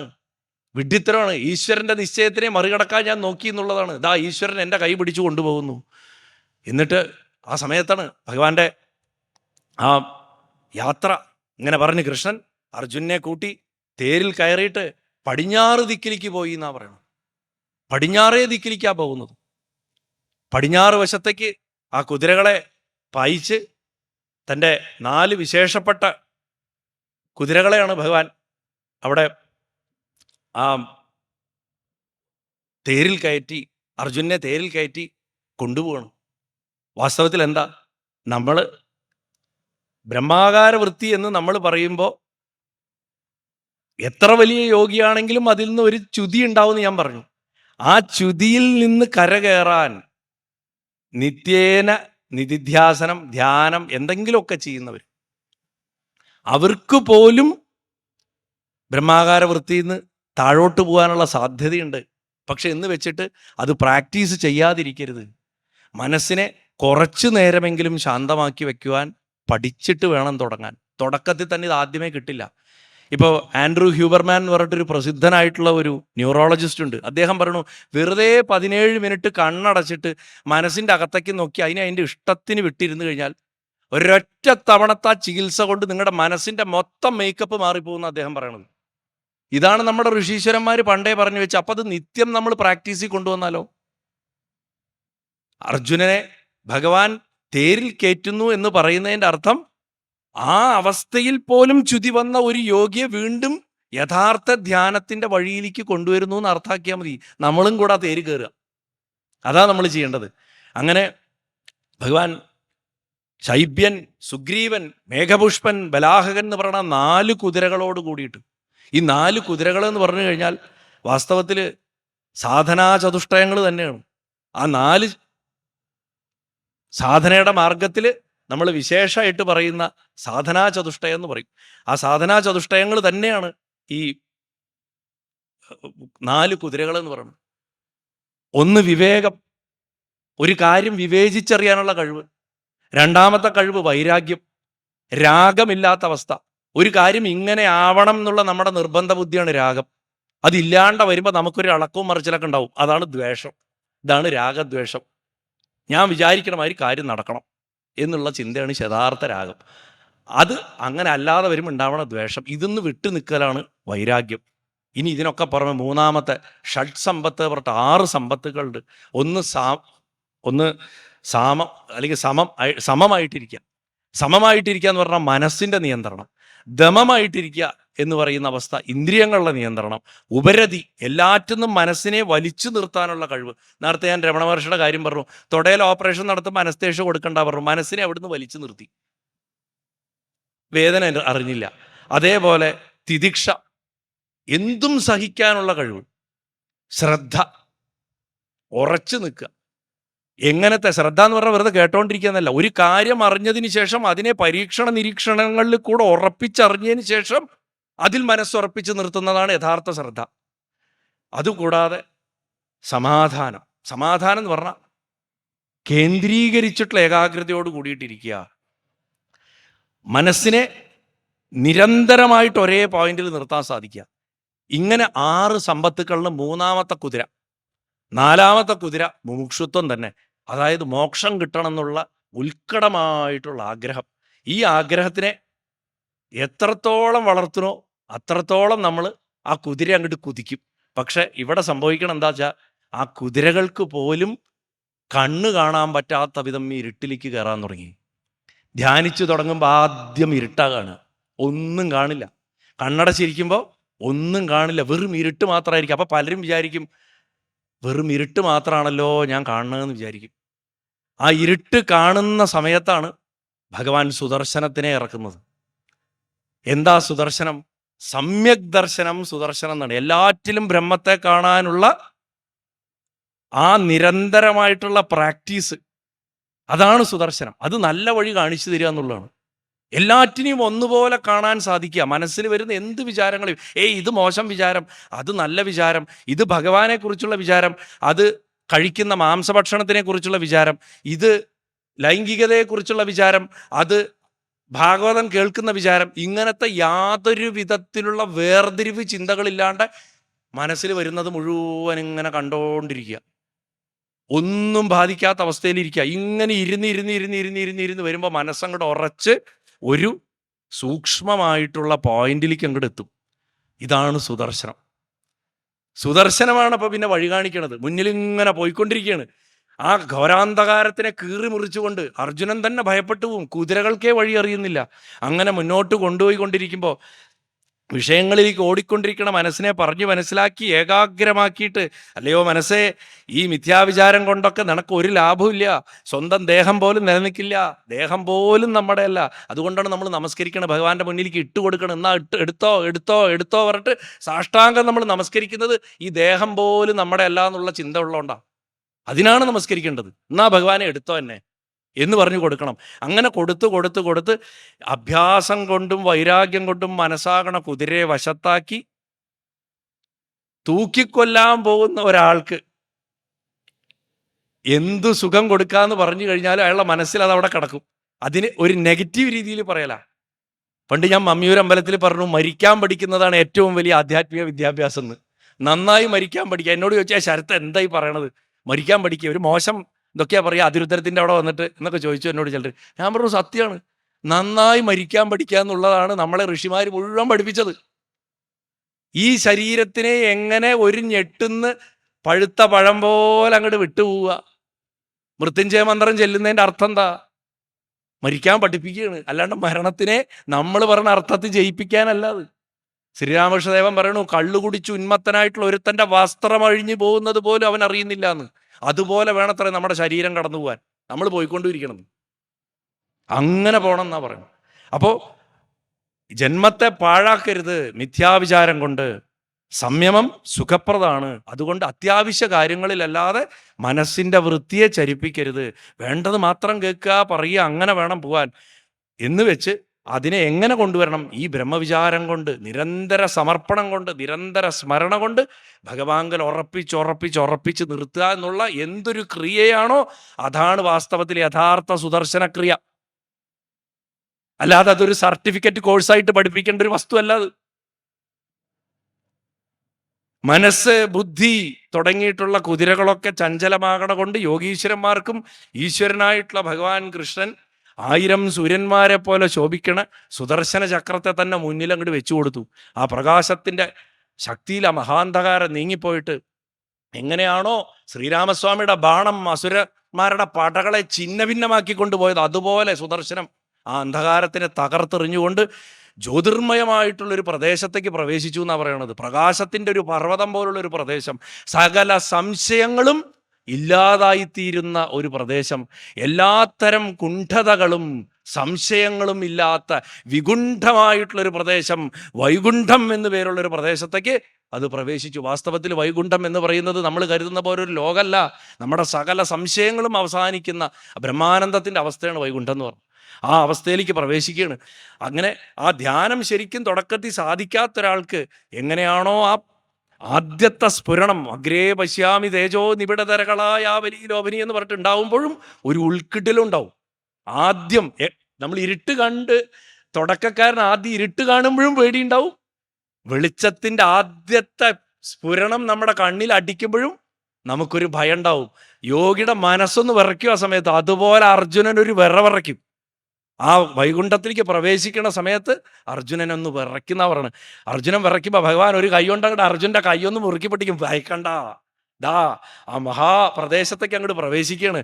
അങ്ങനെ നമ്മൾ മനസ്സ് ഏറ്റവും ശാന്തമാകുന്നൊരവസ്ഥയിലാണ് നമ്മൾ പ്രവേശിക്കുന്നതെന്നുണ്ടെങ്കിൽ അത് വളരെ സ്മൂത്ത് ലാൻഡിങ് ആയിരിക്കും. നമ്മൾ ഫ്ലൈറ്റിൽ ലാൻഡ് ചെയ്യുമ്പോൾ ചിലപ്പോൾ ആകെ ആടി വലഞ്ഞാൽ ലാൻഡ് ചെയ്യുക, ചിലപ്പോൾ നമ്മൾ ലാൻഡ് ചെയ്തത് പോലും അറിയില്ല. അതുപോലെ ആ ലാൻഡിങ്ങിൻ്റെ സ്മൂത്ത്നെസ് എത്രത്തോളം അർജുനന് കൊടുക്കാവോ അത്രയും കൊടുത്തിട്ടാണ് ഭഗവാൻ ആ പ്രദേശത്തേക്ക് കൊണ്ടുവന്നത്. എന്താ കാണുന്നത്? മണിമയ സ്തംഭങ്ങൾ കൊണ്ട് മനോഹരമായിട്ടുള്ളൊരു ഭവനമുണ്ട്. പാലിൻ്റെ നിറമുള്ളൊരു മഹത്തായിട്ടുള്ളൊരു ജലരാശിയുടെ നടുക്കങ്ങോട്ട് ഉയർന്നു നിൽക്കണു. അതിനെ വർണ്ണിച്ചാൽ തീരില്ല. അത്ര മനോഹരമായിട്ടുള്ള ഒരു ഭവനം അർജുനൻ കാണുകയാണ്. അർജുനൻ കാണുന്നു ആ ഭവനത്തിൽ 1000 ശിരസ്സുകളിൽ 1000 രത്നങ്ങൾ ധരിച്ചിട്ടുള്ള, കിരീടങ്ങൾ ധരിച്ചിട്ടുള്ള, 2000 ചുവന്ന കണ്ണുകളോട് കൂടിയിട്ടുള്ള ഇരട്ട നാക്കുകൾ ഇങ്ങനെ സദാ നാരായണനാമം മുഴക്കിക്കൊണ്ടിരിക്കുന്ന ഈ വെളുത്ത നിറമുള്ള ശരീരത്തില് കറുത്ത നിറമുള്ള കഴുത്തോട് കൂടിയിട്ടുള്ള ആ അനന്തനായിട്ടുള്ള സംഘർഷണമൂർത്തിയുടെ ശരീരത്തില് ചതുർബാഹുവായിട്ട്, ചിലവർ പറഞ്ഞു അഷ്ടബാഹുവായിട്ടാണ് കണ്ടതെന്ന്, 8 ബാഹുക്കളോട് കൂടിയിട്ട് കാർവർണ്ണനായിട്ടുള്ള ഭഗവാൻ പരമാത്മൻ പരമപുരുഷൻ നാരായണൻ ശയിക്കുന്നതായിട്ട് അർജുനൻ കാണുകയാണ്. അർജുനനുണ്ടാവുന്ന ആ ബ്രഹ്മാനന്ദത്തിൻ്റെ ചിത്രണമാണ് വാസ്തവത്തിൽ ഈ രംഗം.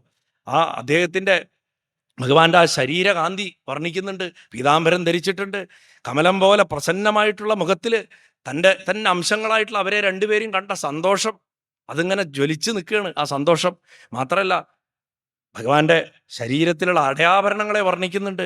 8 ബാഹുക്കളുണ്ട്, മാറിൽ ശ്രീവത്സമുണ്ട്, കൗസ്തുഭ മണിയുണ്ട്. ആ ശ്രീവത്സം ഫ്രഷാ, ചവിട്ട് കൊണ്ടിട്ട് അധികം കാലമായിട്ടില്ല തോന്നുന്നു ഈ കഥ പറയുമ്പോൾ. അപ്പോൾ അങ്ങനെ ആ വനമാല, ഋഷീശ്വരന്മാരാകണ വനമാല ധരിച്ചിരിക്കണു. ഇങ്ങനെയൊക്കെ തൻ്റെ പാർഷദാദികളായിട്ടുള്ള നന്ദൻ, സുനന്ദൻ തുടങ്ങിയിട്ടുള്ള പാർഷദന്മാർ ചക്രം, ശംഖ്, പുഷ്ടി, ശ്രീ, കീർത്തി, അജ തുടങ്ങിയിട്ടുള്ള ശക്തികൾ, സമ്പൂർണ്ണ ഋദ്ധികൾ ഇവരൊക്കെ സേവിക്കണം. മഹാലക്ഷ്മി തൃപ്പാദത്തിലിരിക്കണു. ഭൂമിദേവി ഭഗവാനെ ശിരസ് താങ്ങിക്കൊണ്ട് അനന്തൻ്റെ മടിയിലിരിക്കുന്നു. ഈ വിധത്തിലുള്ള ആ ഭഗവാന്റെ രൂപത്തെ നമുക്ക് എല്ലാവർക്കും മനസ്സുകൊണ്ട് സാഷ്ടാംഗം നമസ്കരിക്കാം. ഇങ്ങനെയുള്ള ആ സഗുണ ചിഹ്നങ്ങളോട് കൂടിയിട്ട് സത്വഗുണസ്വരൂപനായിട്ടിരിക്കുന്ന ആ ഭഗവാന്റെ ശരീരത്തിൻ്റെ വർണ്ണന, അതിൻ്റെ യഥാർത്ഥ അർത്ഥം വാസ്തവത്തിൽ 12ാമത്തെ സ്കന്ധത്തിൽ 11ാമത്തെ അധ്യായം പോയി വായിച്ചു കഴിഞ്ഞാൽ നമുക്ക് നന്നായിട്ട് മനസ്സിലാവും ഈ രൂപത്തിൻ്റെ അടിസ്ഥാനം എന്താണെന്ന്. അങ്ങനെ വൃത്തിയെ വെളിയിൽ വിടാതെ ആത്മാഭിമുഖമാക്കിയപ്പോൾ അർജുനന് ഭഗവാനെ കാണാറായി. അങ്ങനെ ആ അവസ്ഥയിൽ അർജുനൻ അടുത്ത് കാണുന്ന മനോഹരമായിട്ടുള്ള രംഗം എന്താ? വവന്ത ആത്മാനമനന്തമച്യുതോ ജിഷ്ണുശ്ച തദ്ദർശനജാത സാധ്വസ താവാഹ ഭൂമാ പരമേഷ്ടിനാം പ്രഭുർ ബദ്ധാഞ്ജലി സസ്മിതമൂർജയാ ഗിരാ. സ്വയം നാരായണനെ നമസ്കരിക്കണത് കാണുകയാണ് അർജുനൻ. കൃഷ്ണൻ ഭഗവാൻ നാരായണനെ നമസ്കരിക്കണം കാണുന്നു. ഭഗവാനെ തന്നെ നമസ്കരിക്കുന്നതായിട്ട് അർജുനൻ കാണുകയാണ്. മനുഷ്യാത്മാവ് പരമാത്മാവിനെ നമസ്കരിക്കുന്ന കാണുകയാണ്. ആ രംഗം, അതിൻ്റെ മാഹാത്മ്യം എത്ര വർണ്ണിച്ചാലും തീരില്ല. തൊഴുകൈകളോട് കൂടിയിട്ട് അർജുനനും ആ രംഗം കണ്ട് സാഷ്ടാംഗം നമസ്കരിച്ചു എന്നാണ് പറയണത്. അങ്ങനെ ഇരുവരോടും ആ സർവവ്യാപിയായിട്ടുള്ള മഹാവിഷ്ണു, നിങ്ങളെ ഇരുവരെയും കാണാനുള്ള ആഗ്രഹം കൊണ്ടാണ് ഞാൻ ഈ ബ്രാഹ്മണപുത്രന്മാരെ ഇങ്ങോട്ട് കൊണ്ടുവന്നത്. ധർമ്മരക്ഷയ്ക്കായിട്ട് എൻ്റെ തന്നെ അംശത്തിൽ അവതരിച്ച നിങ്ങളിരുവരും ഭൂമിക്ക് ഭാരമായിട്ടുള്ള അസുരന്മാരെ ഹനിച്ച് എൻ്റെ പക്കൽ വീണ്ടും വേഗത്തിൽ വരൂ. നിങ്ങൾക്കിനി ഒന്നും നേടാനൊന്നുമില്ല, എന്നാലും ധർമ്മ സംസ്ഥാപനത്തിന് വേണ്ടിയിട്ടാണ് നിങ്ങൾ ഭൂമിയിൽ ജനിച്ചിട്ടുള്ളത് എന്ന് പറയാണ്. നരനാരായണ ഋഷിമാരായിട്ടുള്ള നിങ്ങൾ ശ്രേഷ്ഠരാണ്, പൂർണ്ണകാമന്മാരാണ്. പക്ഷെ എന്നാലും ലോകത്തിൻ്റെ നീതിക്കനുസരിച്ച് നിങ്ങൾ ശരീരം എടുത്തു. കൃഷ്ണനാണെങ്കിലും മനുഷ്യ ശരീരം എടുത്തു, അർജുനനാണെങ്കിലും മനുഷ്യ ശരീരം എടുത്തു. മനുഷ്യ ശരീരം എടുത്താൽ ഈ ലോകത്തിൻ്റെ നിയമങ്ങൾ ഭഗവാനാണെങ്കിലും അനുസരിച്ചേ മതിയാവൂ. അതുകൊണ്ടാണ് ആയുധം കൊണ്ട് ശരീരത്തിൽ മുറിവുണ്ടാക്കി ശരീരം ഉപേക്ഷിച്ചത്. അല്ലാതെ ഞാൻ ദിവ്യനാണ് എന്ന് പറഞ്ഞിട്ട് ദിവ്യശക്തി കാണിക്കാനല്ല ഭഗവാൻ ശ്രമിച്ചിട്ടുള്ളത്. അപ്പം ഭഗവാന്റെ ആ വാക്കുകളാണ്. ദ്വിജാത്മജാമേ യുവയോർദിദർക്ഷുണ മയോപനീതാ ഭുവി ധർമ്മഗുപ്തയേ കലാവതീർണാവനേർഭരാസുരാൻ ഹത്വേഹ ഭൂയസ്ത്വരയേതമന്തിമേ പൂർണ്ണകാമാവപിയുവാം നരനാരായണ വൃഷി ധർമ്മമാചരതാം സ്ഥിത്യൈ ഋഷഭൗ ലോകസംഗ്രഹം. ലോകസംഗ്രഹത്തിനായിട്ട് ധർമ്മത്തെ ആചരിക്കുക എന്നുള്ളതാണ് ഭഗവാന്റെ ഉപദേശം. ഭഗവാൻ പണ്ട് ബ്രഹ്മദേവന് ചതുശ്ലോകി ഭാഗവതം ഉപദേശിക്കുമ്പോൾ എന്തൊരു കാര്യമാണോ തിയറിയിൽ പറഞ്ഞു കൊടുത്തത്, അല്ലേ, അഹമേവാസമേവാഗ്രേ എന്ന് പറഞ്ഞത്, ആ തിയറിയിൽ പറഞ്ഞു കൊടുത്തതിൻ്റെ പ്രാക്ടിക്കൽ അപ്ലിക്കേഷൻ, ആ പ്രാക്ടിക്കൽ അപ്ലിക്കേഷന് വേണ്ടിയിട്ട് ഭൂമിയിലേക്ക് ഇറക്കി വിട്ട താൻ തന്നെയായിട്ടുള്ള 2 ആയുധങ്ങളോട് പറയുന്നു. കൃഷ്ണൻ ഭഗവാന്റെ പൂർണ്ണായുധമാണ്, പൂർണ്ണാവതാരല്ല, വാസ്തവത്തിൽ ആയുധമായിരുന്നു. അതേപോലെ തന്നെ അർജുനനും ഭഗവാന്റെ ആയുധമാണ്. ആ ആയുധങ്ങളോട് പറയാണ്, നിങ്ങളുടെ ജന്മോദ്ദേശം ഇതാണെന്ന് പറയുമ്പോൾ അവരെങ്ങനെയാണ് അതിനെ സ്വീകരിക്കണമെന്ന് നോക്കൂ. അങ്ങനെ തന്നെ കൽപ്പന പോലെ എന്നല്ല പറയണത്, ഓം ഉച്ചരിച്ചിട്ടാണ്, ആ ഓംകാരം ഉച്ചരിച്ചിട്ടാണ് ഓം എന്നാ പറയണത്. ഓംകാരം ഉച്ചരിച്ചിട്ട് അങ്ങനെ തന്നെ ആവട്ടെ, അല്ലേ? നമ്മൾ മറ്റ് സെമറ്റിക് മതങ്ങളിലൊക്കെ ഒരു പദം പറയും, ആമേൻ എന്ന് പറയും. അത് ഓംകാരമാണെന്ന് പറയാറുണ്ട് ഹിബ്രുവിൽ. വാസ്തവത്തിൽ ഏതൊരു മഹാവാക്യം പറയുമ്പോഴും ഏതൊരു കൽപ്പന പറയുമ്പോഴും ഓം എന്ന് പറഞ്ഞ് അത് ഏറ്റുകൊള്ളണം എന്നാണ്. അത് ബ്രഹ്മം തന്നെ, ആ പറഞ്ഞത് ബ്രഹ്മവാക്ക് തന്നെ എന്ന് പറഞ്ഞ് ഏറ്റുകൊള്ളണം എന്നാ. അവിടെ നാരായണനും നരനുമായിട്ടുള്ള ആ കൃഷ്ണനും അർജുനനും ഓം എന്ന് ഉച്ചരിച്ച് സമ്മതിച്ച് ആ വൈകുണ്ഠപതിയെ വന്ദിച്ച് ബ്രാഹ്മണ സന്തതികളെ അങ്ങോട്ട് വിട്ടുകൊടുത്തു. സസന്തോഷം ആ പോയ വഴിയിൽ തന്നെ. ഇപ്പൊ 10 കൊല്ലം മുമ്പ് മരിച്ച കുട്ടിക്ക് ഇപ്പൊ 10 വയസ്സായിട്ടുണ്ട്, 9 കൊല്ലം മുമ്പ് മരിച്ച കുട്ടിക്ക് 9 വയസ്സായിട്ടുണ്ട്. അതായത് കുട്ടികൾക്കൊക്കെ ആ ബ്രഹ്മാകാര വൃത്തി എവിടെയും നഷ്ടപ്പെട്ടിട്ടില്ല. നമുക്ക് ഏതൊക്കെയോ ജന്മങ്ങളിൽ നഷ്ടപ്പെട്ടു പോയ നമ്മുടെ ഉപാസന ഒന്നും നമ്മൾ ഈ അതാത് ജന്മങ്ങളിൽ സമ്പാദിച്ച ഡെപ്പോസിറ്റ്, ഫിക്സഡ് ഡെപ്പോസിറ്റ് പോലെ നഷ്ടപ്പെട്ടു പോവില്ല. ആ ധനം പോലെ അത് നഷ്ടപ്പെട്ടു പോവില്ല. ഈ ധനം ഒരിക്കലും നഷ്ടപ്പെട്ടു പോവില്ല. അത് അവ്യയമാണ്, അത് അനന്തമാണ്. അതുകൊണ്ട് അതിൻ്റെ പരിപക്വമായിട്ടുള്ള അവസ്ഥയിൽ ഭഗവാൻ തൻ്റെ ലോക്കറിൽ സൂക്ഷിച്ചിട്ട് കാലാകാലങ്ങളിൽ സമയമാകുമ്പോൾ നമുക്ക് എടുത്തു തരും. നമ്മുടെ കയ്യിൽ നിന്നുള്ളൊരു എഫർട്ട് മാത്രമേ അവിടെ ആവശ്യമുള്ളൂ എന്ന് പറഞ്ഞ് വൈകുണ്ഠത്തിൽ കണ്ട കാഴ്ചകളും അവിടെ നടന്നതും ഒക്കെ കണ്ടിട്ട് അർജുനൻ എന്തൊക്കെ പറഞ്ഞാലും സാധാരണ മനുഷ്യാത്മാവല്ലേ, മനുഷ്യൻ്റെ യോഗ്യത കൊണ്ട് നേടിയെന്ന് വിചാരിക്കണതൊക്കെ ആ കൂടെയുള്ള ഭഗവാന്റെ കടാക്ഷാണെന്ന് വിചാരിച്ചിട്ട് വീണ്ടും നേരത്തെ കൈപിടിച്ചു കൊണ്ട് പോകുമ്പോൾ ഭഗവാനെ തന്നെ നോക്കിക്കൊണ്ട് പോയ പോലെ തിരിച്ചു വരുമ്പോഴും വരണ വഴിയോ ഗോളങ്ങളോ ആകാശമോ ഒന്നും കണ്ടില്ല. കൃഷ്ണനെ തന്നെ നോക്കിക്കൊണ്ടിരുന്നു. ഭഗവാന്റെ പുറകുവശ കാണാൻ പറ്റുക, തേര് തെളിക്കല്ലേ. ഇതാരാ അത്? എത്രമാത്രം വാത്സല്യത്തോടെ ആയിരിക്കും ഭഗവാനെ അർജുനൻ ആ സമയത്ത് നോക്കിക്കൊണ്ടിരിക്കുന്നുണ്ടാവുക നമുക്ക് പറയാൻ പറ്റില്ല. യത്കിഞ്ചിത് പൗരുഷം പുംസാം മേനേ കൃഷ്ണാനുകമ്പിതം. അതായത് ഭഗവാന്റെ കൃപാകടാക്ഷം കൊണ്ടാണ് നമ്മൾ ഈ ലോകത്തിൽ പൗരുഷം എന്ന് വിചാരിച്ച് ചെയ്യണതൊക്കെ ചെയ്യാൻ സാധിക്കുന്നത്. ഈശ്വരേച്ഛയില്ലാണ്ട് ഭഗവാൻ കൈപിടിക്കാണ്ട് നമ്മൾ ഒന്നും നേടുന്നില്ല.